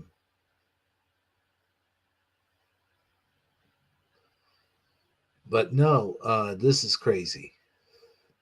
This is crazy. The video, the everything. Oh boy, I forgot I gotta do this.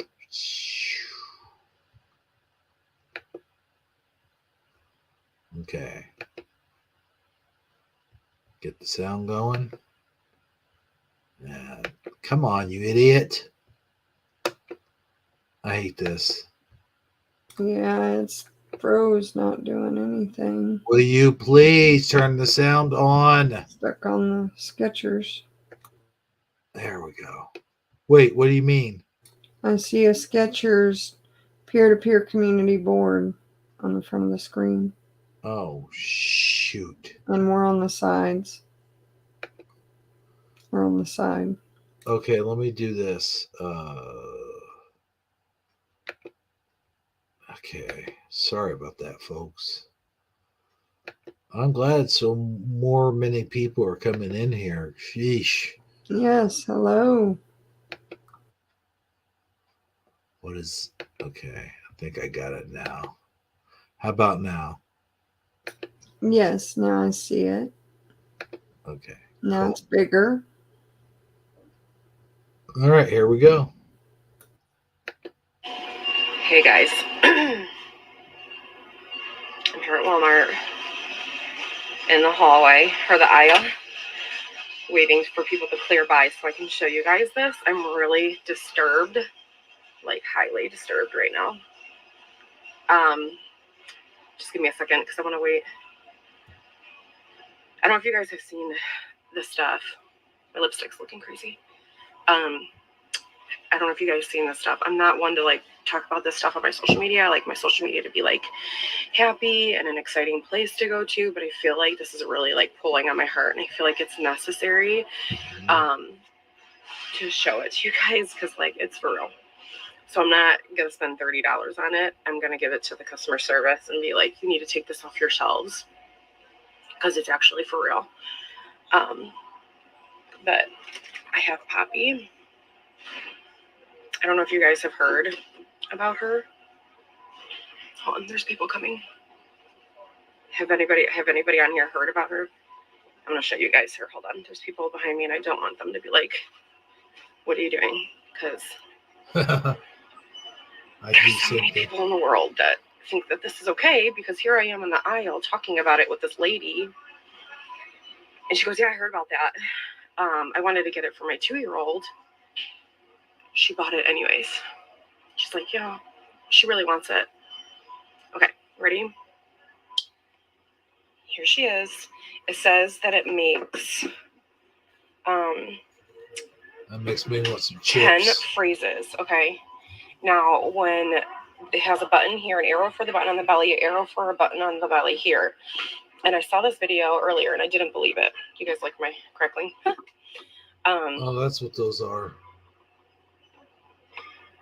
Nothing works when you touch her belly. Okay. You want to know where the button is? In between her legs. Isn't that crazy? All the way back here. It's sick. Can you hear it? That is sick.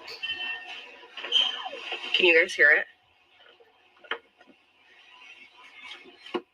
So, nothing's here. Nothing's on her belly. There she sings. Can you hear her? Okay. But that is just some sick, twisted. So, yeah, I mean, like I said, it's very disturbing to me. It is. Why would the manufacturers of that particular toy brand do that? Why would they allow that?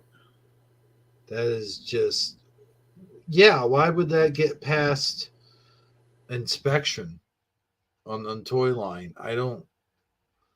That is So, crazy. like I said, I don't know if they ever took it off the shelves or not, but I hope for the children's sake that they did. Yeah. I can't even see any more of this. Get it out of here. That's just disturbing. Very disturbing and sickening. Very. I mean, this shows you how things are going out there in the world. I don't understand how it would even get past productivity. Like, you think that they'd know better. You would think.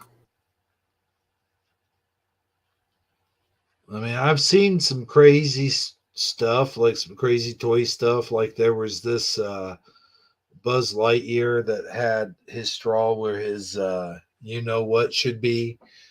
And then there was like some other crazy things. But that is just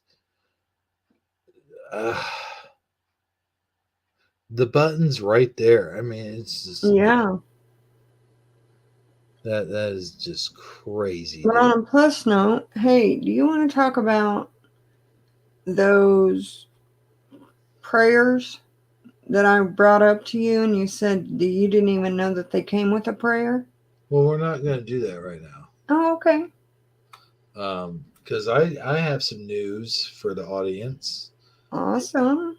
I'm eager to hear it. Hebrew 77 have been approved for housing, for public housing. It went through just the other day, and I am now on the list for public housing.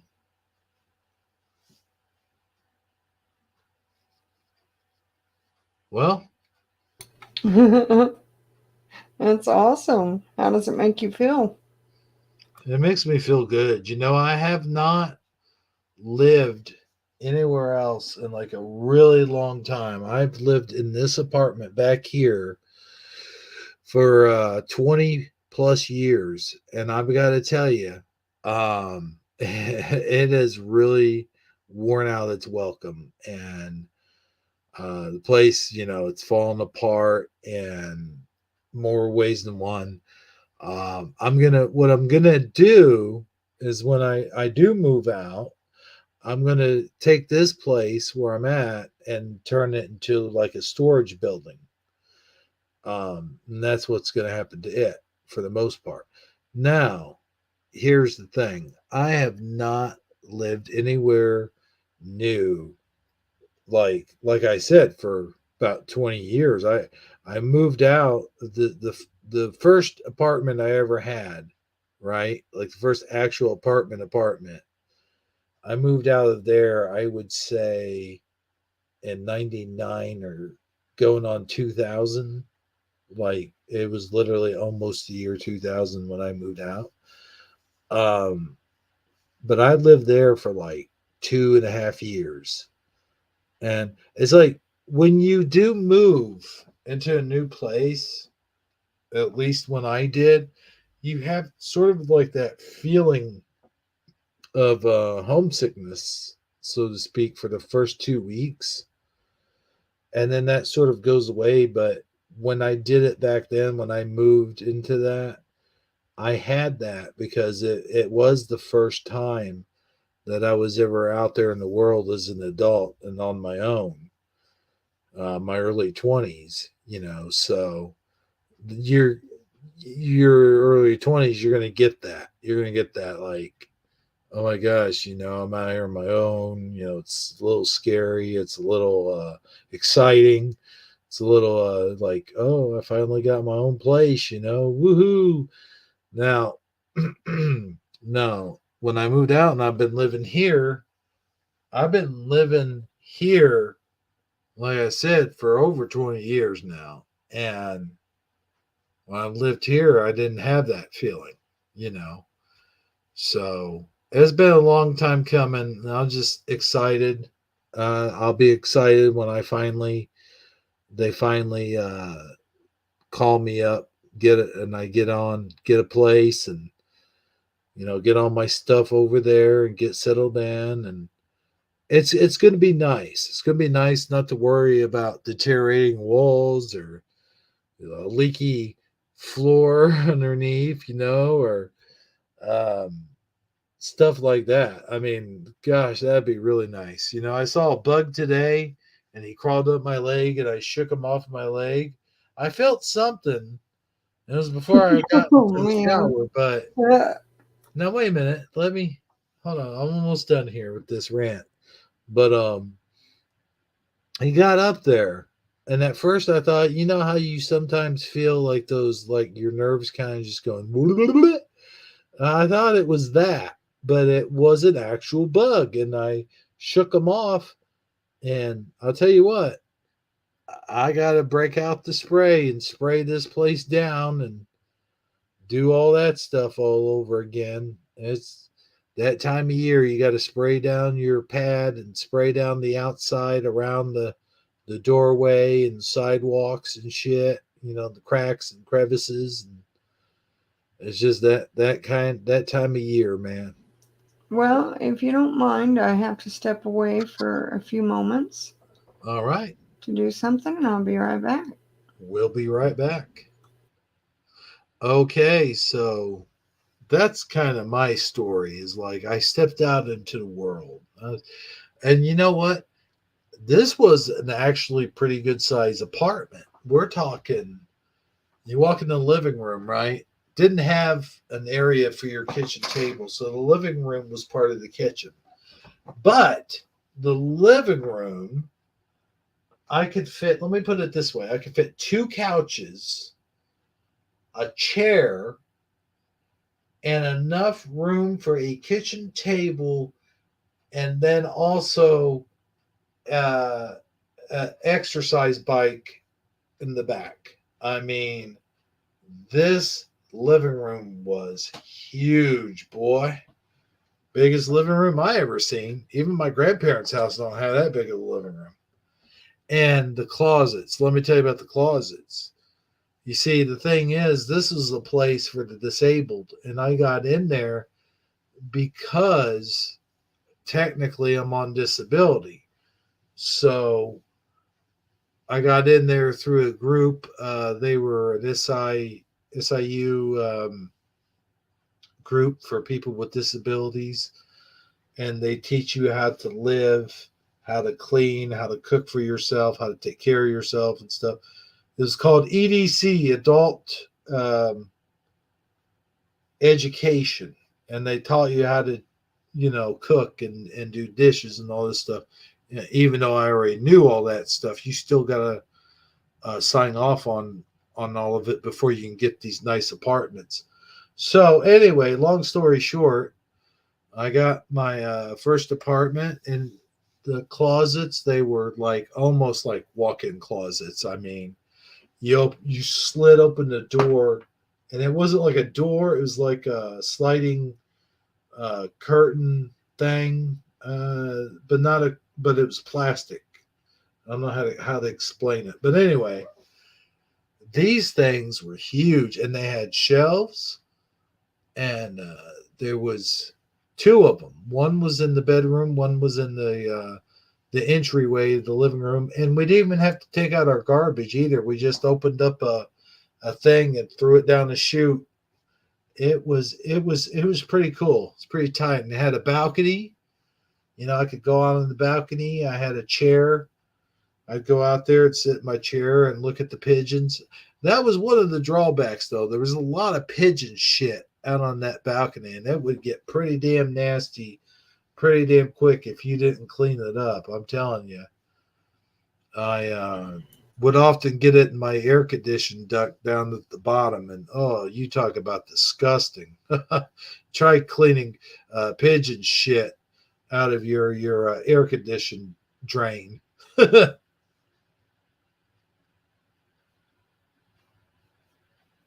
Yeah, laundry chutes are neat too.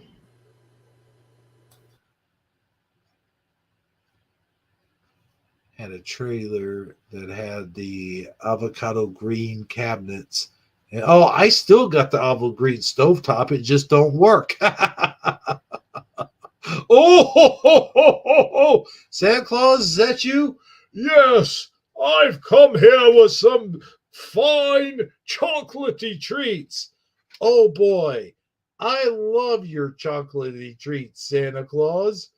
Well, why don't you show the fine folks at home those chocolatey treats? Well, okay. Yes, indeed, Santa Claus, you are correct. You can get these fine chocolatey treats at your chocolate treat store just about anywhere south of the Mississippi. That's Crisp Kringles. Crisp Kringles are a chocolatey treat that the whole family can enjoy. Get your batch of Crisp Kringles today and get a new batch of double crisp crispy Kringles. And if you mention the Hebrew channel, hashtag Shifty Sunday, you get 20% off. There you go, folks. And Yay! I got something on my computer screen. I gotta wipe it off. I spit on my computer screen. But oh my god, my light flickered. Oh, it did it again. Oh gosh. Gosh, guys. Well, Amazon Line is back, as you can see. And that means I'm going to go pour me a glass of tea while Amazon Line tells you guys a story.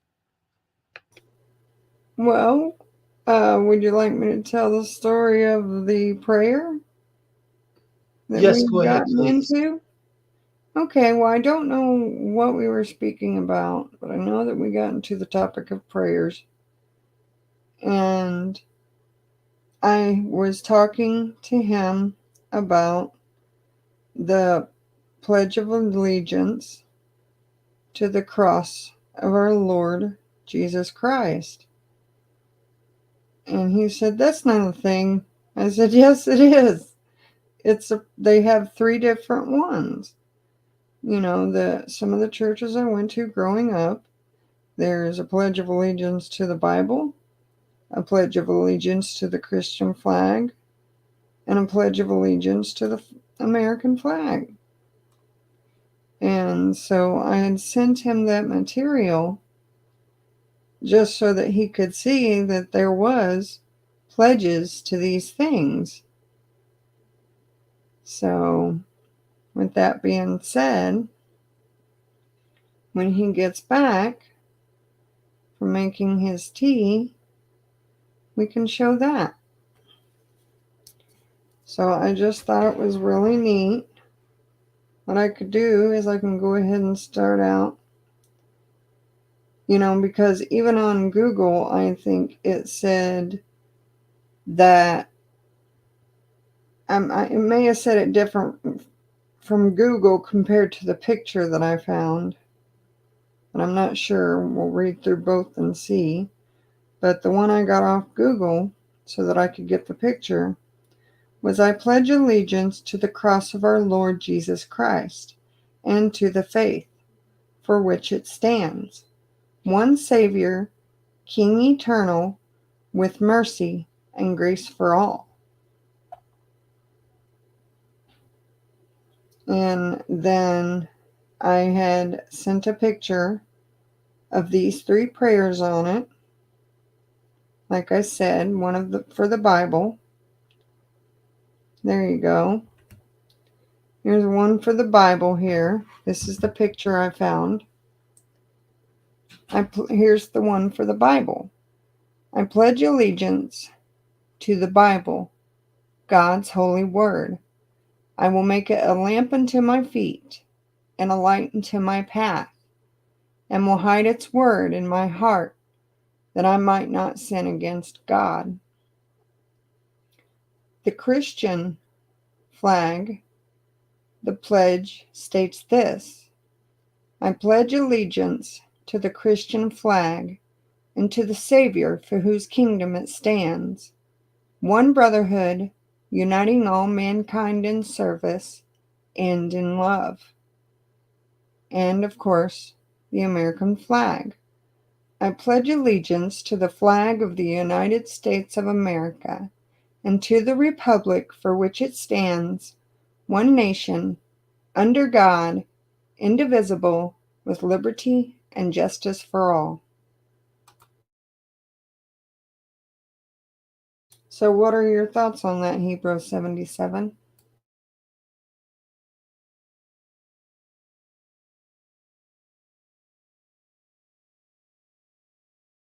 You're muted up. Oh, well, I gotta tell you, John Nada's here. Oh, that's cool. Hello, John Nada. We also got Go-Kart Bob that came in. Did he come zooming in? Uh-huh. All right, cool. Okay. And then a while ago, we had Michael Fontaine come in. Oh, yeah, I saw Michael Fontaine. Uh-huh. And we got Philo Fire. Gee, bro. So what are your thoughts on, I got no thoughts on that, really. Except Okay. I never heard, hold on. Except I've never heard of either of these, except for, like, the pledge of allegiance to the flag of the United States of America. But I never heard of those other allegiance. That's kind of cool. Yeah, that's some of the, pledges I grew up with. But I gotta say something about the allegiance to the flag. Here's how I remember it, okay? Okay. Are you ready? I'm ready. I pledge allegiance to the flag of the United States of America and to the republic for which it stands, one nation under God, to the invisible, with liberty and justice for all. And to the invisible, with liberty and justice for all. And to the invisible? Yeah, that's how I remember it. Wow. I don't remember them running off a sentence like that. I remember indivisible. Yeah, but to the. I remember to the invisible.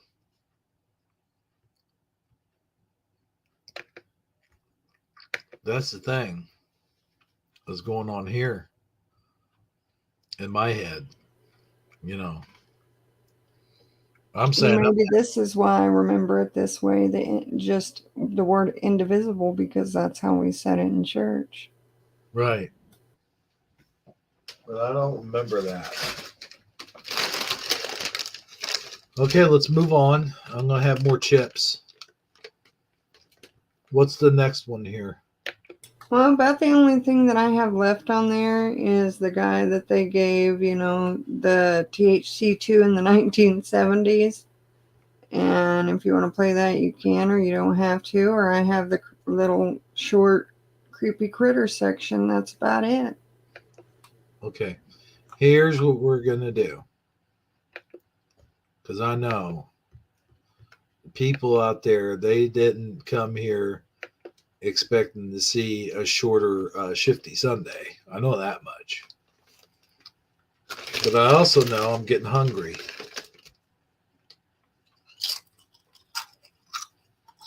Are you getting hungry? Absolutely. How about you, audience? Are you getting hungry? I'm hungry. Bear Lamb's here. I haven't seen him in this Shifty Sunday chat in a long time. Hello, Bear Lamb.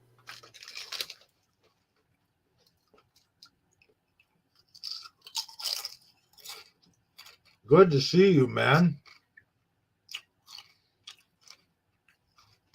Okay, I swear I'm just going to finish this potato chip and then I'm leaving. John Dada. Okay. By the power of Cheetos. Okay. Oh, yeah, I can understand that feeling. Okay. Now then. It was weird because I'm going to say a long time ago, I was walking, and I can't remember where it was, but it was when the hotel was still up. And I was walking down. Now, I'm going to admit, I was drunk off of my ass. I mean, as drunk as all get out. But I was walking down the sidewalk at the hotel, and I was approaching the hotel, Park Avenue. And I was going to take a left to go down the street because I had to go over the gas mart and get some beef jerky.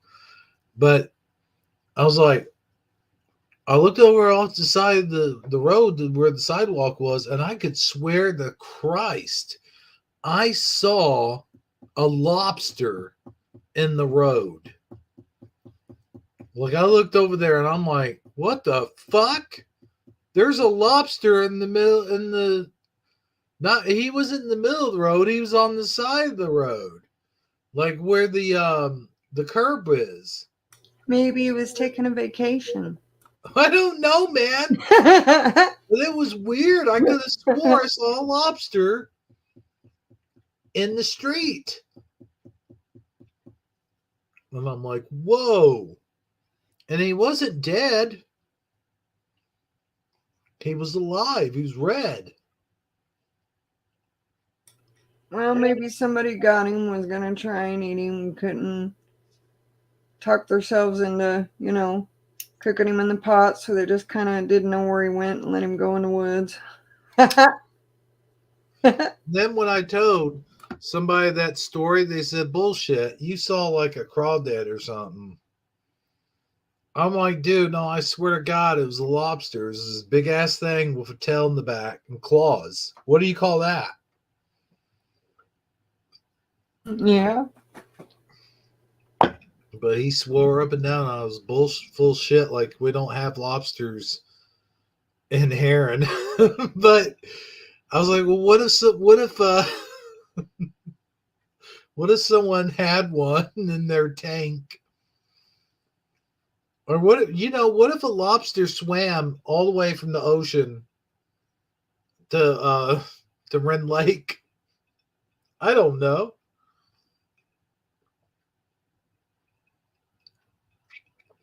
Maybe someone had a live lobster in their cage when they were driving down the road and they didn't have a cage for it, so it started pinching them all the hell, and they just... Speaking of driving down the road, did you know that I got my car looked at today? What do you mean? Well, I had a buddy come over, got my car looked at. Took about 5 minutes. Oh yeah. Gonna get the parts to get it up and going. Come to find out, you can even turn it turbo. So guess what I'm gonna do? Oh my God. What? Oh yeah, Oh no. I'm turning my vehicle turbo style. I'll be damned. So I'm pretty excited about that. BBA, we love you, dude. You hang in there. You'll be a superstar someday. Oh gosh, you are gonna scare the living Jesus out of me. What is that? When you drive, you're gonna scare the living Jesus out of me. Well, you're the only one I know that hangs on to the handle while I'm driving. Oh man, you drive all crazy like. I was born for the road. I I would tell spread my you. wings and flew early, whereas you're just, getting out and about in your life, on your own. I Mhm. was born to fly, spread those wings and fly. I took off from home early. Not that I didn't end up back there a few times trying to learn life, but eventually, I've had roommates and all kinds of stuff, and I decided, yeah, I love having my own place. We call that the holy shit bar where I come from, Bob. Yep. Go-kart bumps is a sissy bar.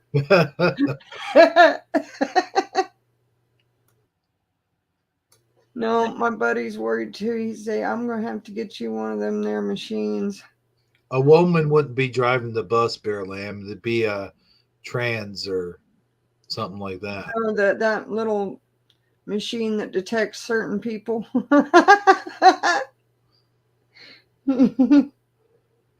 No, okay. Let's move on. I think it's about time for Amazon Lion's Creepy Critters. Don't you? I do. And I now pronounce you man and wife. You said I do. I do.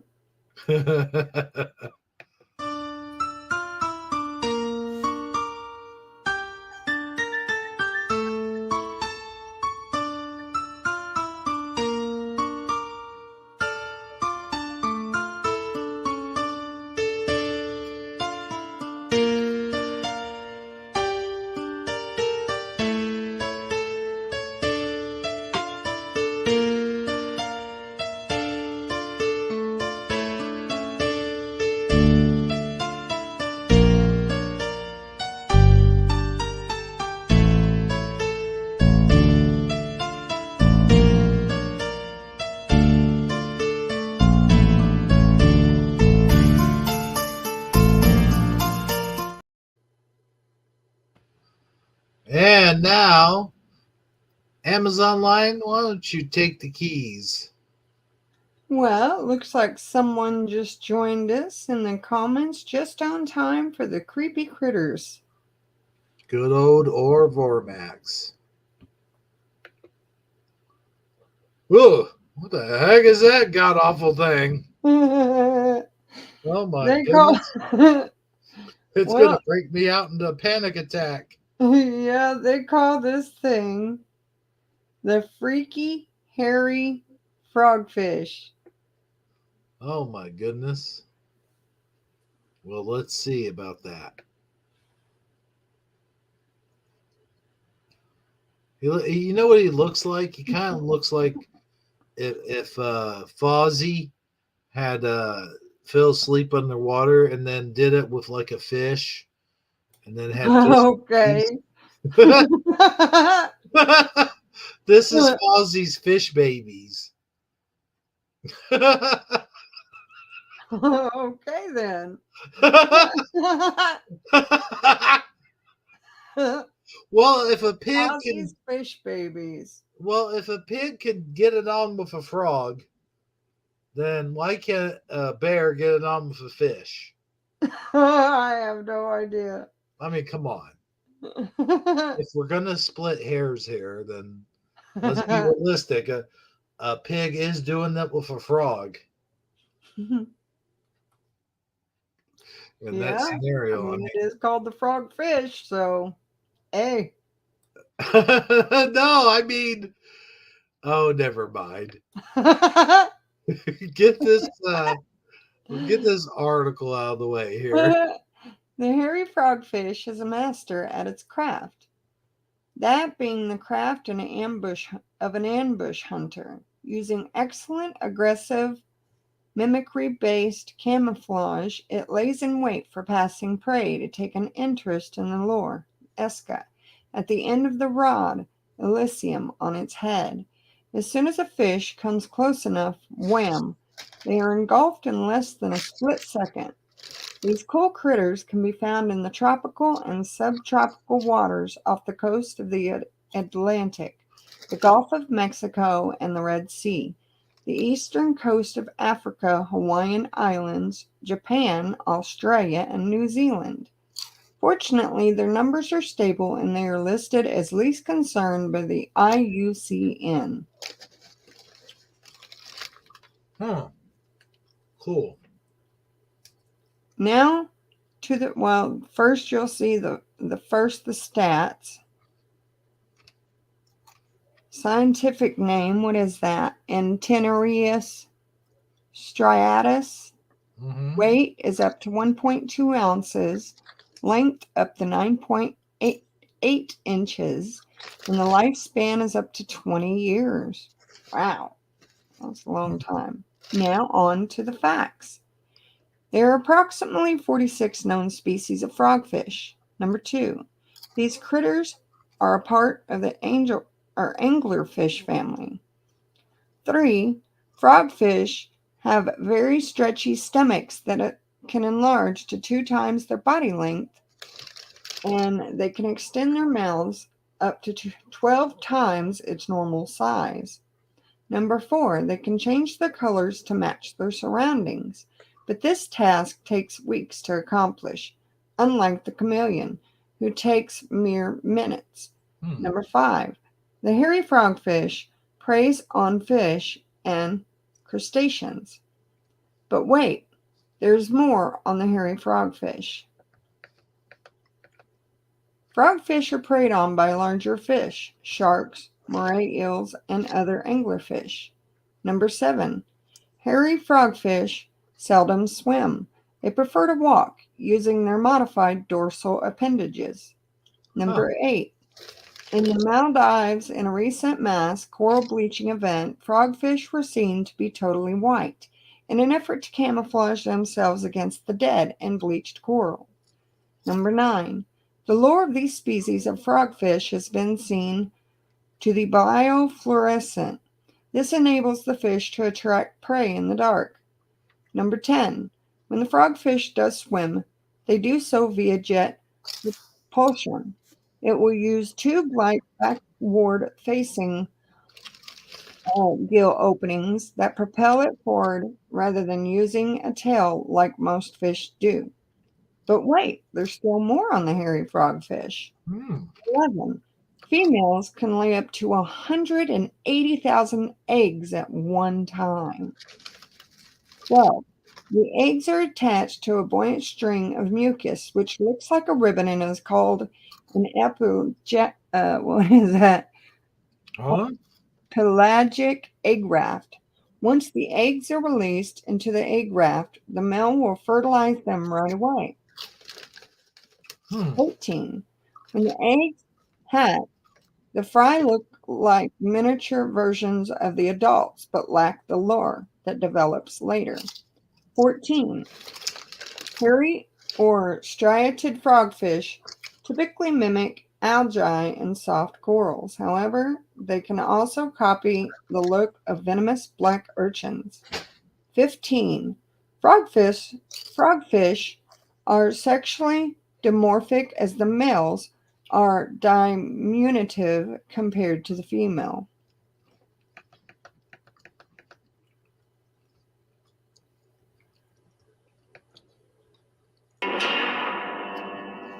This This hairy frogfish has better luck. She's an expectant mother and has more at stake than just an empty stomach.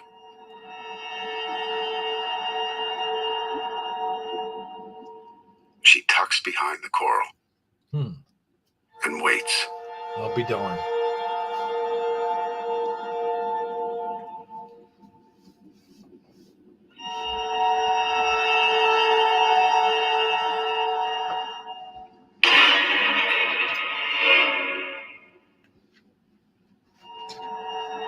Her mouth balloons to 12 times its original size, creating a vacuum to suck in the prey. The entire process takes just 1/6,000th of a second.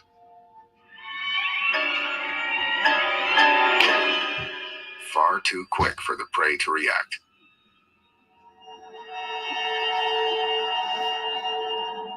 Okay, I'll be there in a minute.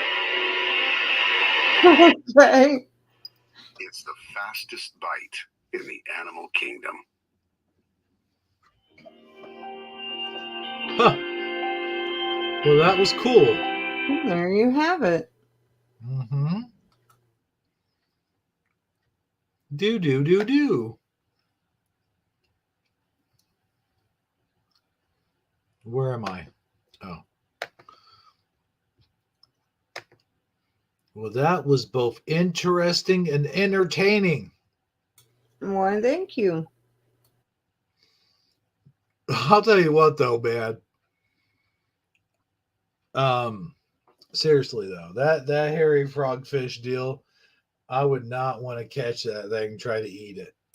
Well, I lost, focus on the fish as soon as I heard the carpet is on fire. Yeah.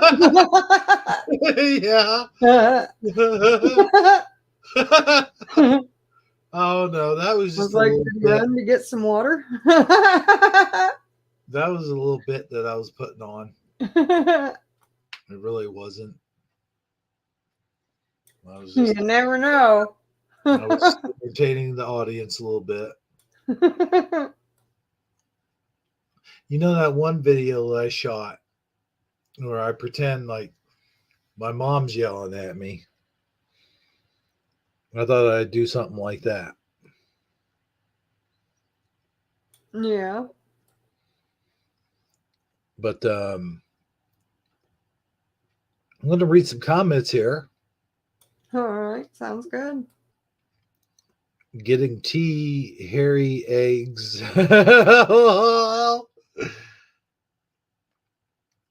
Glad our eggs aren't hairy. We're talking about a sound coming from the background. Okay. Do. Oh, okay. We're talking about women bus drivers. Spell check changed it to Tissy Bar. Oh boy. Come on, guys. Keep it clean. No kidney punches, no rabbit punches. Definitely no crotch punches. Did it just get brighter in here, or is it just me?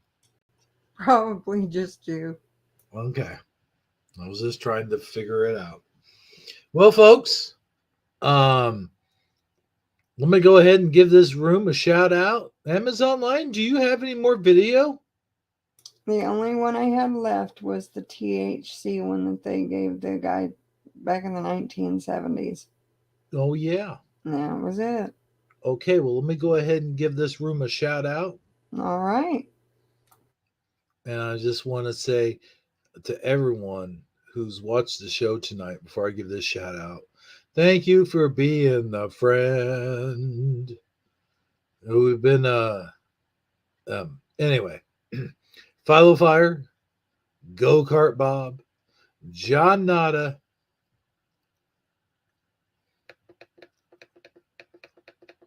Michael Fontaine, Bear Lamb, and let's see who else was here. Oh yes, Bone Breaking Action, where being hairy fish is real. I don't know. Oh gosh. Oh, of course, Nicole Ackerman. She was here earlier. And Al Orvor Max, he was here. I know I saw him schlumping around earlier. And was there one more? I think that's it with that list. And of course, you know, we have all of our lurkers lurking in the Lurkers Lounge. And, you know, you guys, we really appreciate all the views and stuff. And, you know, be sure, though, to give this a like and leave as many comments as you can, even though you've already have here in the chat, because that pushes the videos forward and it gets more views that way. And so more views means more subscribers, and more subscribers means more people that we can reach out to, and stuff like that. So I appreciate each and every one of you, and the support that we get each and every week is just fantastic. So much love to you there. And let's get on with our last video of tonight. Amazon Line, take it away. What are we watching here? Oh, well, we have, let's see if I can find where it's located.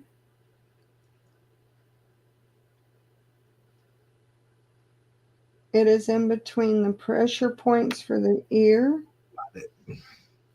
and in the Troll Dolls video. I got it. Doctors gave him THC in 1970, and just to watch how he reacted. I don't know how much they gave him either, so That's should true. be interesting to watch. I just watched a piece of it. I don't know. Just something I threw in there.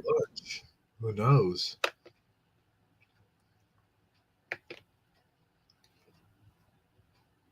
Orange whistle, orange cat, orange whistle, cat, orange whistling. Okay.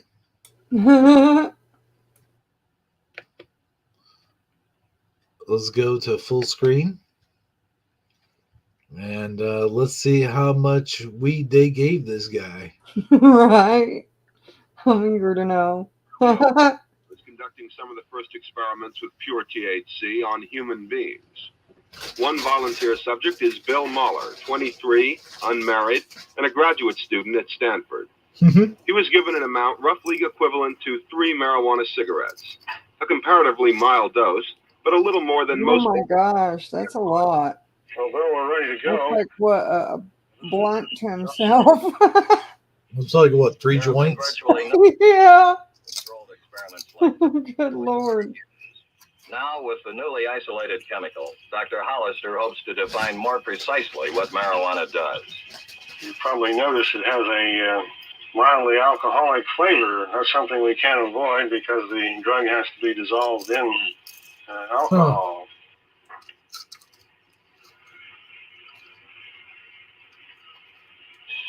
Bill, how do you feel now? Very great. Do you really? What?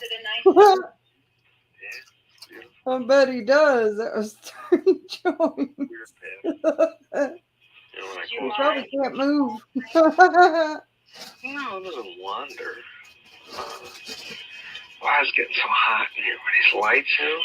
Yeah. So I just started thinking that I was cold. Now I'm cold. To measure the psychological effects, he was given a series of cards and told to pick out a description of his own feelings. I could spruce up too, but The effect of the drug was increasing. considerate. Defiant? Not at all. Fatigued? Not at all. Unhappy? It's pretty funny. Not at all. Is this Not big? at all. Friendly? I should have that on the front of a t-shirt. Strange? Not at all. Not at all. Sleep.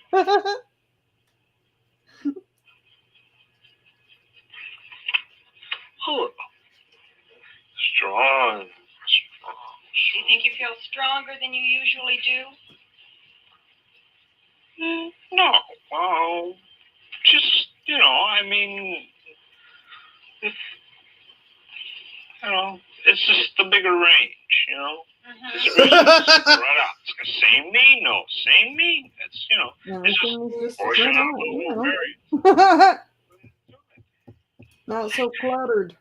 Fantastic, though. What's so fantastic about it? It's fantastic. You just get, popping around. Everything's just moving. Constantly moving. Well, Bill, it's been about 2 hours since you got the drug. How do you feel? Oh, it's hard to explain, because there's nothing like it in the real world. It's just it's completely different. So I really can't compare it. He must be on some chill pills. It's not like anything. Never this amount. Well, it looked like they gave him the drink. Similar, but but greater than the effects you got from marijuana. With a high dose, though. Right, a super high dose. You look sort of bemused, as if you're smiling and happy. Yeah, I guess that's right. And a little bit, your eyes seem red to me. Can we take off your glasses and take a look at these eyes? Yeah, they're a little bit bloodshot. Almost as if you... bloodshot eyes. But this does not feel the same as alcoholic intoxication. No. But we found out that the drug makes people happy, it makes them intoxicated, and finally makes them sleepy, which is about what marijuana users were telling us happened all the time. Yeah. We found there is a mild respiratory stimulant, which could possibly be a use for it if this property can be disassociated from its other effects. They were it talking lowers about blood that pressure, back then. which again offers a possible therapeutic use. So they were looking into it. And we know that very closely. Moment due to a change in blood sugar, but we don't have an explanation for this effect. So we know that it impairs performance. This latter is evident in the psychometric tests that we do, where there is performance. That's me trying to cook. Did you see Philo Fire's comment? First time she got stoned, that's what she thought her eyeballs looked like hard-boiled eggs with pink cobwebs. Oh, boy. Good. This is Bill Mahler at the peak of intoxication. Later, he said the experience was both pleasurable and exciting. But after the euphoria had worn off, he also recalled an intense feeling of detachment. I felt like I was, like I knew what was going on. And most of it seemed kind of funny in a way. Like I was seeing it, and yet I was not really there. I was kind of removed from it and viewing myself and the people around me from an outside position. And from that position, what was going on seemed somehow kind of ridiculous, But at the time, what seemed ridiculous to Bill also felt sublime. Beautiful. That is beautiful. Beautiful. Because I'm not that kind of a person, So I'm a real extrovert, to be an experiment for the TV camera, Although the weight of the evidence thus far indicates marijuana probably is no more harmful than alcohol, and maybe even less so. My eyes get really super teeny tiny to the point where they don't even look like I have eyes. Did you hear what he just said, though? What was that? Did you hear what he just said, though? That marijuana didn't seem to be any more harmful than alcohol. Right. I mean, this was way back when they were Way trying to back. put propaganda out there to stomp it out. Is not yet ready to return a final verdict. But society has, labeling marijuana a killer drug, a doorway to sin, and a corrupter of youth. In many states, it is a crime just to be in a room where marijuana is kept. My own sense of the situation is that whatever society does in terms of laws and rules and regulations, students will need marijuana. And what the society constituted by parents is doing, in effect, when it bans marijuana, is to denominate certain people as criminals by that very gesture. Interesting. Interesting what he says there at the very end. Which part? The stuff that he says there at the very end about Yeah, I found it interesting. being, actually for it. He's saying the students will need it to get through their anxiety and stuff. Exactly. This is more of an advocate for marijuana video more than it is a propaganda piece. And I like it. Of course. No. They're saying what I have been saying and millions of people have been saying all along is that, and actually one part I disagree with him on, but the alcohol part, alcohol is 100% more harmful for you than marijuana. I mean, it kills more people than any other thing on the entire planet. And yet they wanted to outlaw marijuana usage. Now, let me tell you something. When you come down from it, you don't get hangovers. You can't get addicted to it. Although I will say, it seems like the stuff that they sell at the dispensaries, for some odd reason, does seem to be a little bit addictive. And it seems odd that it's like that, because when I used to smoke it, I never got addicted to it. But these things they're putting in the edibles and the pills and the drinks, I don't know. They seem to be a mite bit addictive for me. What do you think about all that? Well, me, I mean, there's many different types out now. So for me, I do it for different purposes, which are more medical. And they do help. Depending on, the brand or the type, like oil drops. That's a good one. Well, no, I'm saying, like, what do you think about the differences in the homegrown, the stuff that you smoke versus? Well, I don't know. I guess it's stronger now because the homegrown, like back in the day, you were used to smoking it, so for you that was good enough. Right. These days I've noticed, these are stronger strains because, if you smoke the homegrown, then the effect is not as good or as long. Well, I mean, like, I don't ever remember getting addicted to it, though. No. That's what I'm saying. No, now you have to take breaks, take days off to, get your immunity built back up. I don't remember that. That's never happened before. And I think that since it is, the dispensaries are government, not funded, but they're, what's the word I'm looking for? Regulated. They are government regulated now. And I said this long time ago, well before everything went legal.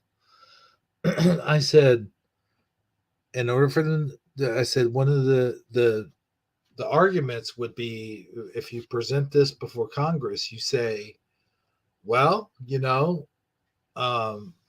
can use the taxes on the weed and you could make money off the taxes. And I said this a long time ago. I'm like, if they do legalize it, that's how they would have to do it. They would have to tax the shit out of it, because basically you're taking it off the streets. You're taking that guy that makes thousands and thousands of dollars, maybe even millions of dollars selling weed on the streets. You're taking him off of it now, and you're making it legal. So, there's no way the government's hand's not going to be in that. It has to be FDA approved. It has to be taxated. It has to be this. It has to be regulated, blah, blah, blah. And I knew that from the start, that when they finally did make the decision to legalize it, that's how it would have to be. Just like anything else, just like alcohol, just like tobacco, everything is government regulated. So with that being said, why wouldn't they slip something in there to make it more addictive strain? The government's I making agree money. with They're Go making Kart money. Bob. What's that? 4 guys in a room with a bottle of booze, you get a fight. 4 guys in a room with a bag of weed, you get a band. Yeah, there you go. Right? Absolutely. But man, I'll tell you what, I think we've had one heck of a show here tonight. We have. And I've already given this room a yummy shout out. So And my bit is, peace and love, and you'll all be in my thoughts and my prayers, and I hope you all have a great week. Good night, everyone. sounds good to me. All right, guys, thanks for joining us for another episode of Shifty Sunday, and we will see you next week. Take care, everybody. Well, that was the end of the show. And as far as shows go, this one was boss, don't you know? Thanks for kindly stopping by Shifty Sunday, and we'll see you folks all again next time. Same Shifty Sunday time, same Shifty Sunday channel right here on Hebrew 77 channel for Amazon Lion and Hebrew 77. And anybody else who might be on this week's broadcast, we'd like to wish you a good night, drive home safely, and don't forget to tip your waitresses. Just don't tip them too far, they might fall over. Thanks, folks. Have a wonderful night.